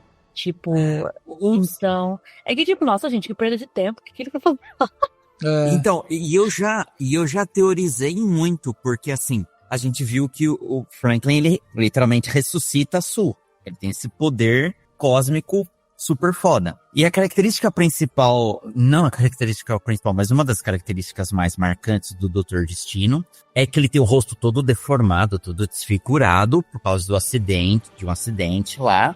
E por isso que ele usa máscara. E aí, o que o Franklin tá fazendo? Ele tá pondo a mão no rosto dele, naquela cena. Aí, na hora, depois, assim, comecei a pensar, eu falei assim, bom, ele pode estar pondo a mão porque ele tá meio assustado e que porra é essa? Mas ele não colocaria a mão. Aí eu pensei, será que ele não tava curando o rosto dele? Porque lógico que o Robert Downey Jr. vai querer aparecer no filme sem máscara, né? Eles não vão pagar pro ator não aparecer. Falei, será que o Franklin não vai curar o rosto dele? Por mais que por flashbacks e tal mostre ele com o rosto machucado e tudo mais. E aí ele vai pegar o Franklin e vai ter todo o filme Doomsday, né? O filme que leva o nome do personagem, que vai levar a Guerras Secretas, né? Que vai ser... Porque ano que vem a gente vai ter Vingadores Doomsday e em 2027 a gente vai ter o Vingadores Guerras Secretas. E essa saga Guerras Secretas, ela tem 2 versões. Uma bem antiga, acho que dos anos 90 ou 80. E tem uma versão de uns 10 anos atrás, se eu não me engano, é 2015. Que é basicamente... Tem desses conflitos do multiverso, o Dr. Destino vai lá e fala assim, eu vou criar um planeta e eu vou pegar um pouquinho de cada universo paralelo que eu achar mais conveniente e vou pôr nesse planeta. E ele cria um mundo de batalhas, né? E para ele ter todo esse poder, se eu não me engano, ele usa o poder do Beyonder nos quadrinhos, mas como não tem o Beyonder aí, provavelmente ele vai pegar o Franklin Richards. Então ele meio que tá assim, isso é tudo suposição, tá? Mas eu acho que ele aparece pra sequestrar o filho do quarteto, ele tá tentando salvar o multiverso do jeitinho dele, entendeu? Entendi. A vaidade é o que fala mais alto e o que diferencia muito o Victor, né? E o Reed, porque eles são basicamente 2 lados da mesma moeda. São gênios, inovadores, pioneiros no ramo deles, porém eles enxergam as coisas de formas diferentes. Então, por isso que a rivalidade entre os dois é uma das melhores coisas que teve nos últimos anos dos quadrinhos da Marvel. E até tudo isso que acontece dos multiversos se chocando, além de ser uma estratégia comercial para a Marvel unir todos os universos e dar um reboot nas numerações nos quadrinhos, isso tudo foi um plano de fundo para mostrar a rivalidade chegando no ápice. Rivalidade entre o Dr. Destino e o Senhor Fantástico. Inclusive, um dos embates finais dos dois é uma coisa muito legal. Tanto na coloração e no desenho da HQ, quanto nos diálogos também.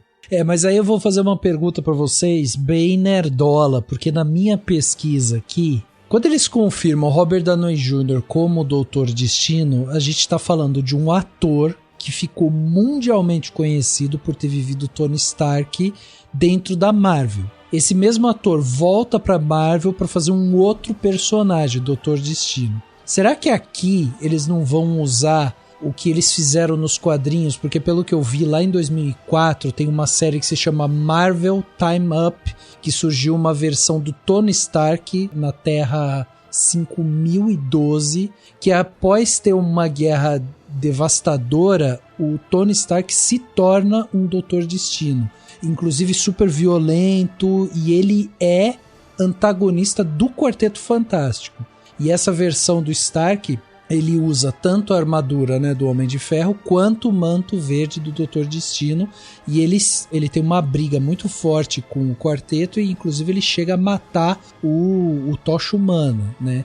Então tem essa ramificação. Então eu fico me perguntando assim, por que pegar um ator tão caro, tão identificado com o universo por um outro personagem, e de repente você vai meio que falar pra galera, viu? Esquece que ele foi o Tony Stark, esquece. É muito difícil, entende? E daí a minha pergunta pra vocês é essa, assim, será que a gente não tá vendo justamente um desenho que a Marvel tá fazendo de mostrar um Tony Stark de uma terra diferente e que acabou se tornando o Doutor Destino por N motivos, porque nos quadrinhos a gente tem isso, a gente tem ele em alguns momentos vivendo, né, como Doutor Destino. Como é que vocês veem isso? É uma pergunta bem nerdola, hein? Caprichei agora, hein? Olha só. Pode ir primeiro, Henrique, o que você acha? Não, eu tô fora. Pra você e pra Marina. A caneta é tua, você é o CEO da Marvel. O que você resolve? É que eu não tenho conhecimento dos quadrinhos pra dizer isso. Assim, eu concordo com o Rafa, assim, em questão de lógica, tipo, pelo amor de Deus, é um rosto muito conhecido, não faria sentido ele ser outra pessoa, tipo, porque geneticamente isso não é possível. Então, assim, pois é. Eu acho que seria isso, faria sentido que no fim, ele fosse de fato tipo um Tony Stark que tomou o manto, né, de Doutor Destino, assim. Acho que seria isso. Porque de outra forma, acho que fica meio confuso, sei lá. Inclusive, o Henrique vai palpitar nisso, porque o Henrique é nosso chefe de nerdices aqui dentro do Cinemazão. Mas, inclusive, Henrique, tem uma outra linha alternativa chamada de Terra 42.777, que o Tony Stark é o Imperador Stark e ele também usa o traje do Doutor Destino, né, para dominar o planeta. Tem isso também, tipo, a gente vê que ele novamente adota esse manto. O que eu acho estranho é justamente isso, assim, é tipo, você pegar um cara que durante muito tempo foi identificado e foi um símbolo da Marvel, né? Tipo, o Homem de Ferro, ele é um símbolo, um troféu que a Marvel carrega com ele, porque foi uma reinvenção, né, dos filmes de herói e tudo mais e tal. Então, tipo, ele é esse cara, ele carrega isso com ele. E até como você falou, pô, o Robert Downey Jr. não vai querer não mostrar o rosto, ia ser muito estranho, né? Ele além dele tá ajudando na escrita do roteiro, porque esses dias também foi perguntado pra alguma atriz, eu não lembro qual, mas como que tava as gravações, como que tava o final do Doomsday, algo assim. E ela falou, não sei, porque o roteiro ainda não acabou. Então eles já estão gravando, vai fazer 2 meses, e o roteiro não tá nem pronto do filme. Eles estão assim, trocando pneu com o carro andando, tá ligado? Uhum. Ai, que medo.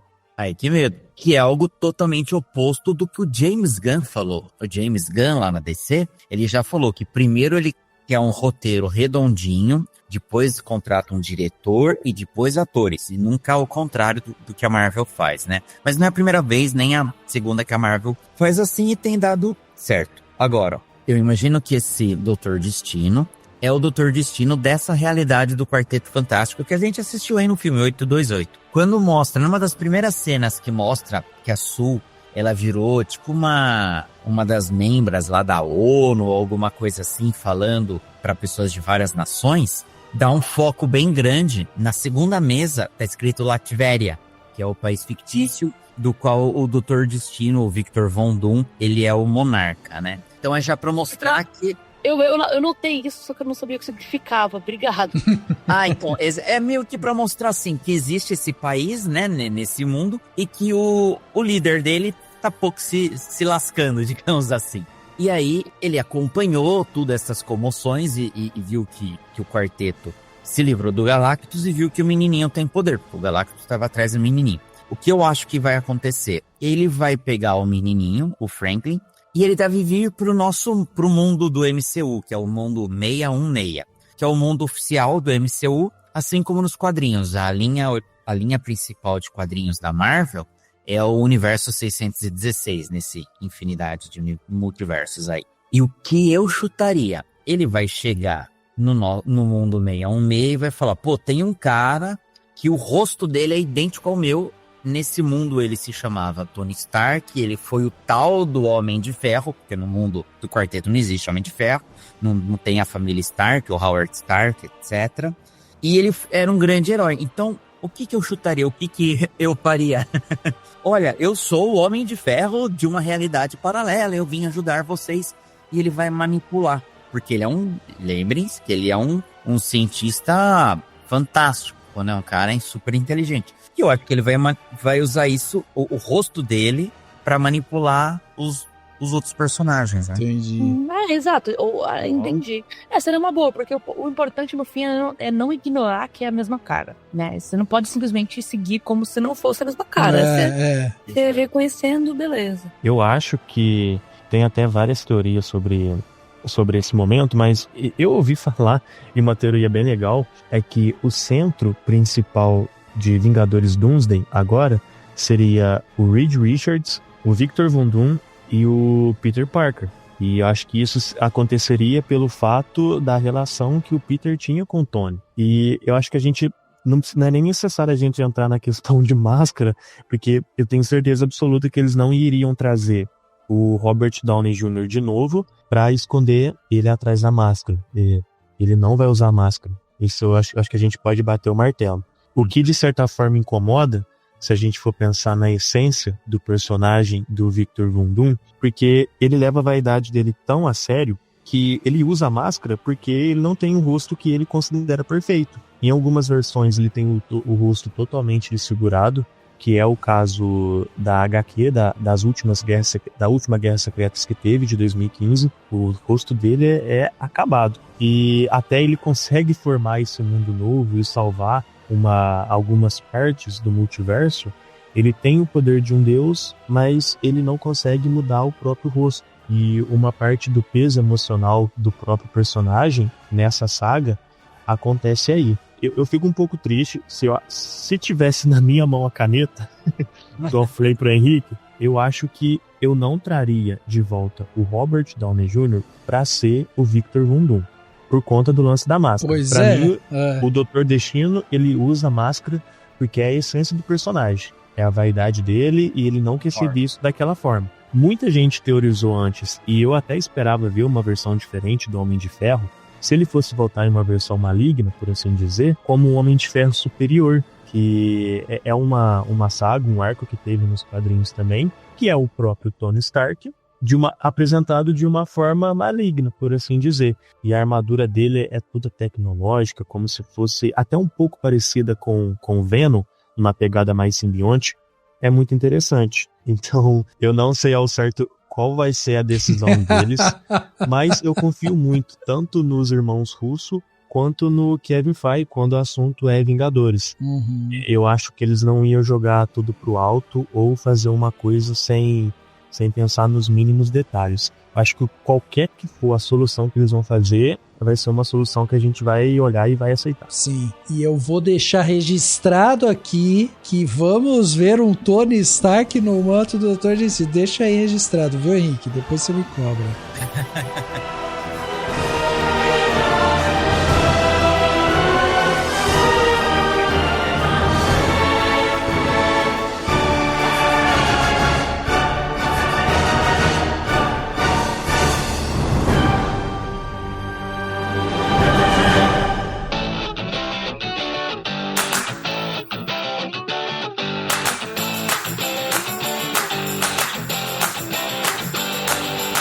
Plano Detalhe da semana, aquele momento que a gente dá dicas para vocês ouvintes aí, para vocês fazerem coisas diferentes aí durante a semana. Má, vamos começar com você. O que você trouxe de bom pra gente de Plano Detalhe nesse seu retorno ao Cinemação? Gente, eu acho que eu vou indicar, acho que eu nunca indiquei isso aqui antes, esse tipo de mídia antes.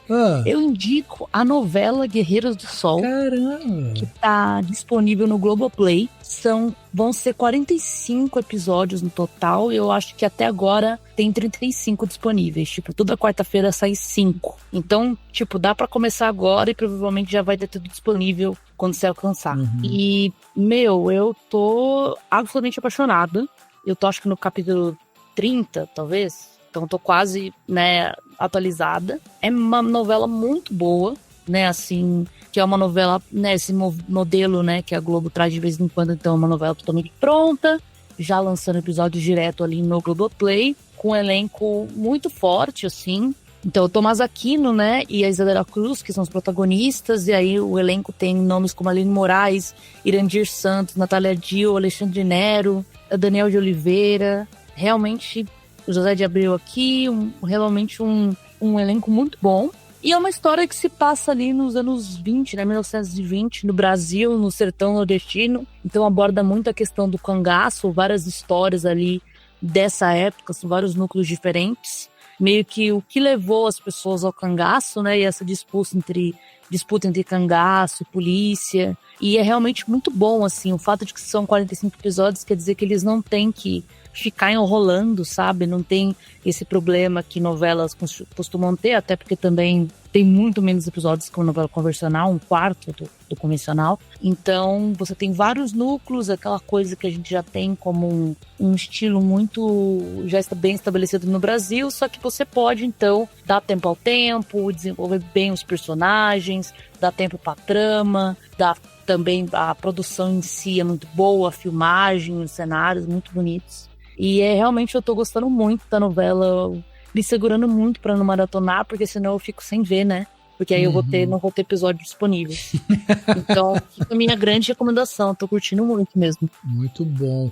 Má, e a Alice Carvalho, uma força da natureza, essa mulher, impressionante a atuação dela, mas você falou que se passa nos anos 20 ali, mais ou menos, a série, Isso, eu dei uma pesquisada, porque tem uma parte, uma das coisas que é discutida é sobre o voto feminino, uma das personagens tá chamando as mulheres para conversar sobre isso e tudo mais. Então, nesse momento, eu falei, pera, então quando que se passa? Porque na minha cabeça talvez era mais antigo, era século XIX. Mas não, já é ali século XX. Putz, sensacional, adorei. Vou colocar aqui na minha lista, porque eu tava maluco pra pegar uma série assim brasileira. E Riquinho, e você? O que você trouxe de bom pra gente aí, de Plano Detalhe? Primeiramente, não vou fugir do tema. Tá. Então, a gente estava comentando no começo do podcast sobre os outros filmes do Quarteto Fantástico, Eu vou recomendar um canal do YouTube de um crítico de cinema que, além de ser muito inteligente, ele é muito bonito, que é importante, já que é YouTube, é vídeo, que é o canal do Dalle Nogari.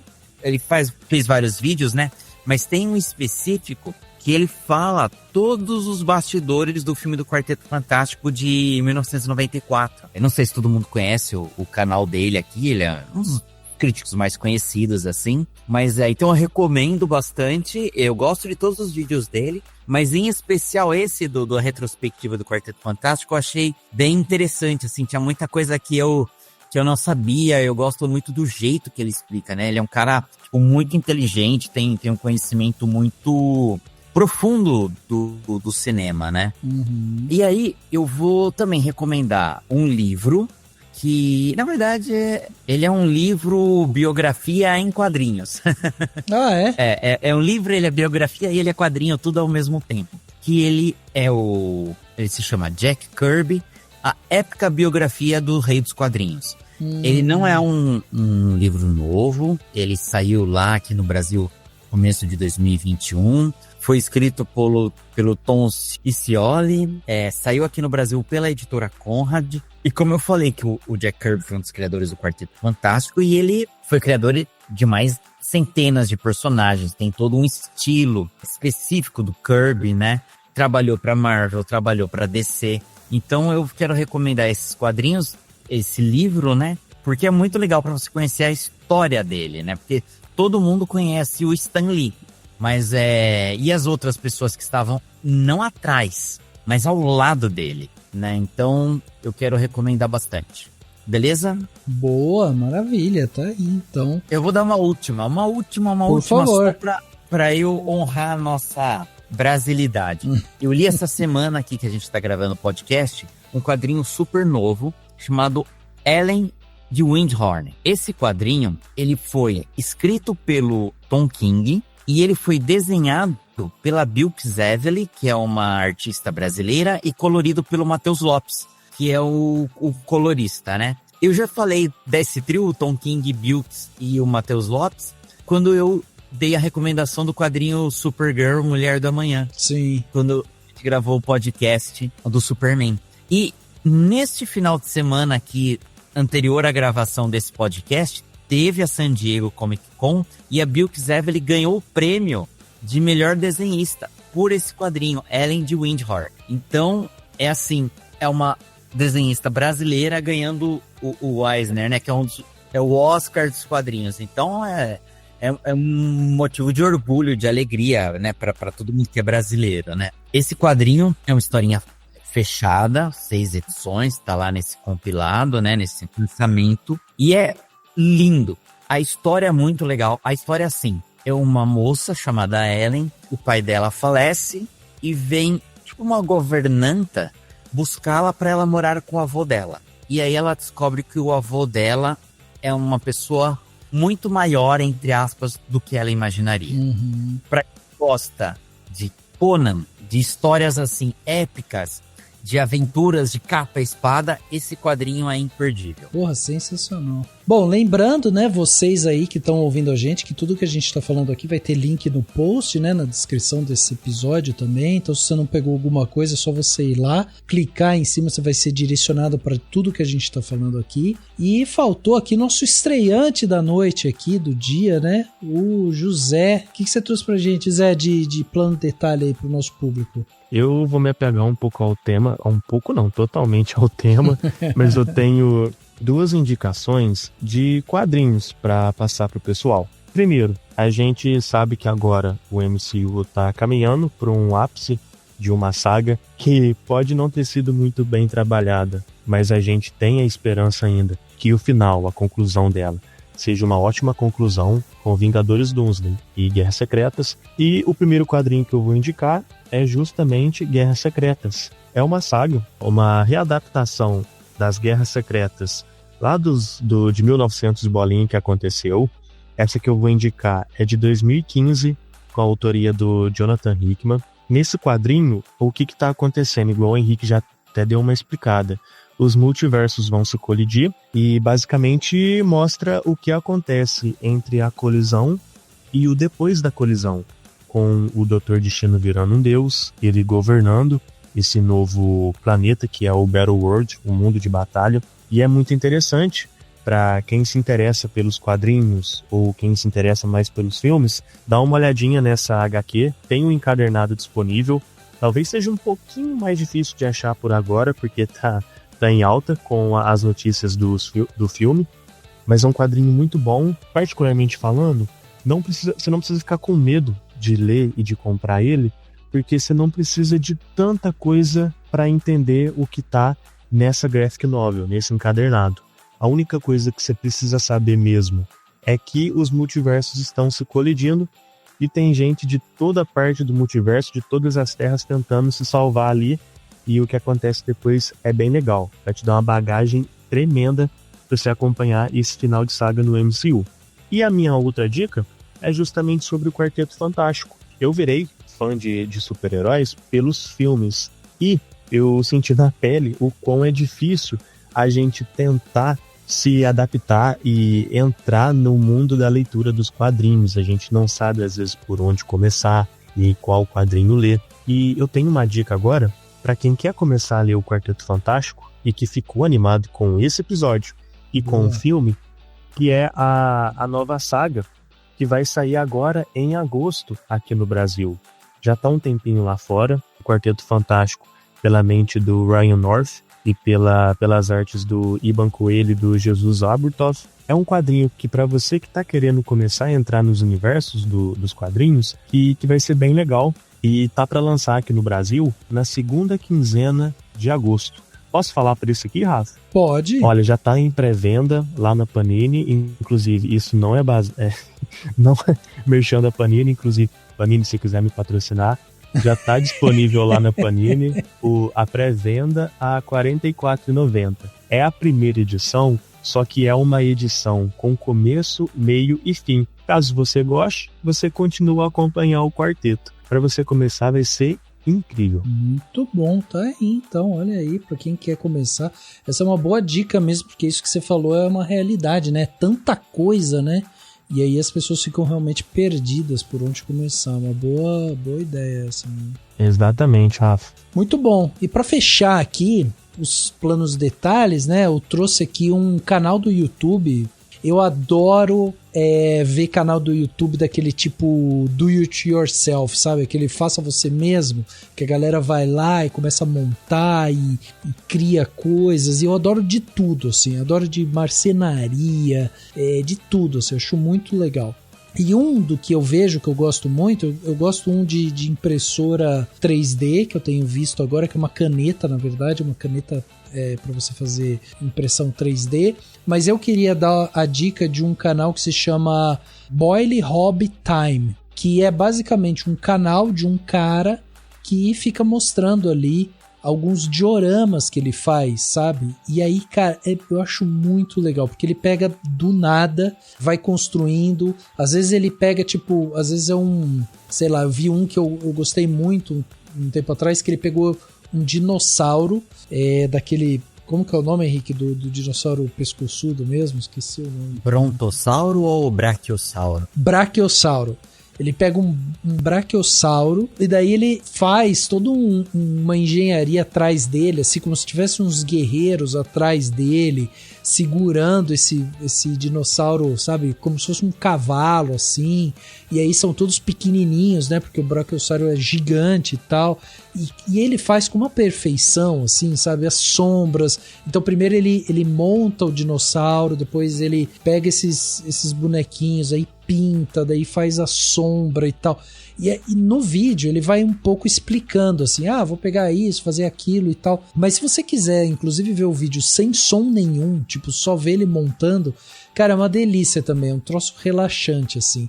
E ele faz muito de cenário também. Tem um ali que ele fez um diorama de uma batalha espacial com naves do Star Wars. Ficou incrível também, assim, ficou muito legal. Enfim, é um canal assim que tem várias coisas que ele publica lá com uma certa frequência. O canal já tem 1 milhão de inscritos aí, mas fica aí para quem gosta, né, desse tipo de coisa, quem gosta de ver, né, esse tipo de arte, né, sendo feita.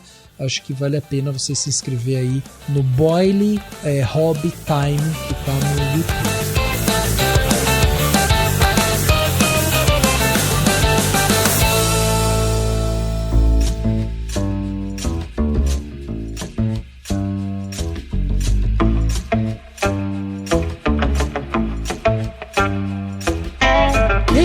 É isso, gente. Chegando aqui no final desse podcast Cinemação 610, batemos esse papo sensacional sobre Quarteto Fantástico. Que papo maravilhoso que a gente teve aqui, né? Pra poder destrinchar um pouco sobre esse filme que está nos cinemas, e eu não podia fazer essa conversa sem meus convidados. Então, Má, queria começar agradecendo você aqui pelo seu retorno ao Cinemação. E por favor, Má, traz aí os meios de contato, como que as pessoas fazem para te acompanhar nas redes sociais e o que você tem feito de bom, né, Má? Muito obrigada, Rafa, por me convidar. Estou muito feliz de estar de volta. Espero não demorar muito. Eu prometo que eu vou tentar ficar no Brasil. Entendeu? Entendeu? Para ser chamado, para poder cobrar um valor mais justo, né? Mais acessível. Bom, as minhas redes são todas no meu próprio nome, Marina Andere. Não sou muito criativa. / sou velho o suficiente na internet para conseguir ter pego, né? todos os usernames com meu próprio nome. Boa! E eu sou, né, gerente de marketing do Potterish, né, que é um portal de Harry Potter aí no ar desde 2002, bem antigo. A gente está presente no Instagram como Potterish Oficial, no site potterish.com e em todas as outras redes como @Potterish, que é Potter, né, P-O-T-T-E-R, I-S-H. E nós temos um podcast, que no momento está em pausa, mas pretendemos em algum momento voltar, espero, que é o Semanário dos Bruxos, em que a gente discute Harry Potter aí, personagens, caso de Hogwarts, tem releitura dos livros, a gente review os filmes. São 73 episódios aí para ouvir nas plataformas de streaming, tem bastante coisa para aproveitar. Então, se tiverem acesso, é só procurar aí onde você escuta o seu podcast, onde você já está escutando aqui o Cinemação, que você acha nossos episódios também. Boa, maravilhoso. Muito obrigado, Má, novamente. Henriquinho, obrigado também pela sua participação aqui com a gente. Mais uma vez, agora demos o check de filmes de herói esse ano, aí que eu tenho mais alguma coisa por vir. E traz também seus meios de contato aí pra gente. Rapaz, eu acho que de filme de herói foi. Não falamos de Thunderbolts, não falamos do Capitão América, né, novo também. Não pois teve, mas nem compensava falar do Capitão América também. Mas são filmes, eles existem, então aí deve ter já no Disney Plus, mas eu acho que não tem mais filme de super-herói à vista, não. Eu acho que o que tem por aí é uns filminhos de terror aí, eu posso tentar te convencer pra gente gravar. Boa, vamos nessa. Cara, redes sociais, eu tenho indicado o meu Instagram, Henrique Risato, com os Z e 2 T's. Algo mais voltado ao cinema mesmo, eu tenho recomendado o meu Letterboxd, que é Henrique Risato. Todos os filmes eu tô tentando deixar bem organizadinho, tá bem completinho, já tem mais de 2.000 e tralalá filmes que eu vi ao longo da vida. Os filmes deste ano eu tenho tentado fazer uma mini review e também convidar o pessoal a sempre ficar de olho no site do Cinemação, né? Que às vezes eu posso escrever lá, mas a gente também tem uma equipe simplesmente fantástica, né? O Rafael, Carissa, a Silvana, tem uma galera muito, muito boa, então eu convido todo mundo a sempre acessar o nosso site. Muito de bom. resto, adorei gravar com vocês e já deixar aqui um parabéns pro José, que foi o primeiro podcast. Pois é. Vou chorar. Então, fique tranquilo, você está muito bem-vindo à Podosfera Nacional. Primeiro de muitos, sem dúvida. Muito bom. Obrigado, viu, Zé? Obrigado pelo papo mais uma vez. Espero que você tenha gostado, né, dessa experiência também. Eu sei que você já tem um histórico aí com rádio e tudo mais, então você já tem um pezinho, né, nos podcasts, mas enfim, muito bom ter você aqui. Certamente você vai voltar pra gente conversar sobre mais coisas, então a gente ainda vai ter muita coisa para discutir. Muito obrigado, e também deixa o contato aí, os meios de contato, né? Como que as pessoas acompanham você e acompanham aí o material que você tem produzido. Ô, Rafa, aqui chego a tremer de felicidade com o seu convite, com a participação de hoje. Muito obrigado por você ter me convidado. Muito obrigado também por toda a hospitalidade. Viu, Henrique? Viu, Má? Foi um prazer imenso estar aqui com vocês hoje. Só um adendo. Não tem nenhum filme de super-herói a mais esse ano, mas se você considerar a Ariana Grande uma super-heroína, em novembro tem Wicked Parte 2. Ah, verdade. Caso vocês comentem aqui. É verdade. Já faz um ano, pessoal, que eu tô com um perfil no Instagram, para vocês me acharem lá. Só vocês pesquisarem o @análise_nerd. Vocês vão ver minha carinha lá, meu nome é José, só lembrando. E lá tem muito conteúdo, eu sempre faço críticas em forma de texto, sempre posto reels também, comentando sobre filmes. Tem um monte de material de comédia também, para caso vocês gostem de humor dessa parte nerd. E agora eu tô começando com o canal no YouTube também. Então, quando você estiver escutando esse podcast agora sobre Quarteto Fantástico, se você quiser ter mais uma opinião e ver como que foi a minha análise, dá um pulinho lá no YouTube, Análise Nerd também, que vai estar a minha review sobre o filme do Quarteto lá. E já que você convidou para próximos episódios, Rafa, vou te cobrar, viu? Muito obrigado de novo. Por favor, cobre mesmo. O que a gente quer é isso, poder trocar ideia com gente que tá a fim de conversar, que tá a fim de escutar, de desconstruir muita coisa, né? Então foi ótimo, muito obrigado vocês pelo papo. É isso então, gente, antes da gente terminar, eu gostaria de convidá-los aí para você classificar a gente, né, lá no Spotify. Isso ajuda demais para que a gente chegue a novos ouvintes, então basta acessar o Spotify, ir lá e dar as estrelinhas. Isso é bom pra gente porque a gente acaba sendo apresentado a novos ouvintes. E se você curtiu esse episódio, então vamos continuar essa conversa, por que não? Manda aí sua crítica, sua pergunta, ou alguma teoria que você tenha, ou só um oi, fala assim, ó, tô aqui, tô ouvindo, gostei desse episódio, e você pode fazer isso através tanto das nossas redes sociais, né, no @cinemação, a gente está em todas elas, ou ainda pelo e-mail, contato@cinemação.com. Esse e-mail chega aqui direto pra gente, a gente te responde por lá e a gente vai continuar vendo e lendo tudo que vocês mandam. Então vamos manter essa conversa porque é muito boa da gente continuar o assunto assim de uma forma mais direta. Se você quiser conversar, inclusive comigo, é só me procurar aí por Rafa Aridelli. Eu também estou em todas as redes sociais, Instagram, Blue Sky, Twitter, e a gente pode continuar também trocando essa ideia por lá, por esses meios. E além de classificar a gente no Spotify, lembre-se que se você usa a Apple Podcasts, o Deezer, o Castbox ou a Aurelo, você também pode acompanhar a gente por lá e mandar seus comentários por lá também. Então, siga o Cinemação nos principais agregadores, assim tudo que a gente publicar vai chegar direto aí para vocês e vocês não perdem nada, sem depender do algoritmo maluco desses agregadores de podcast. E se você quiser dar aquela força pro Cinemação, lembre-se que com o valor de um cafezinho por mês você já ajuda demais a gente aqui. A gente oferece um grupo exclusivo no WhatsApp, onde a gente pode trocar uma ideia ali mais direta com os autores, convidados e também os padrinhos, né, do Cinemação, e além disso a gente envia também um presente para você no fim do ano. O link para se tornar um apoiador do Cinemação tá no post desse podcast ou na descrição dele. E é isso, o podcast Cinemação 610 fica por aqui e a gente se vê no próximo.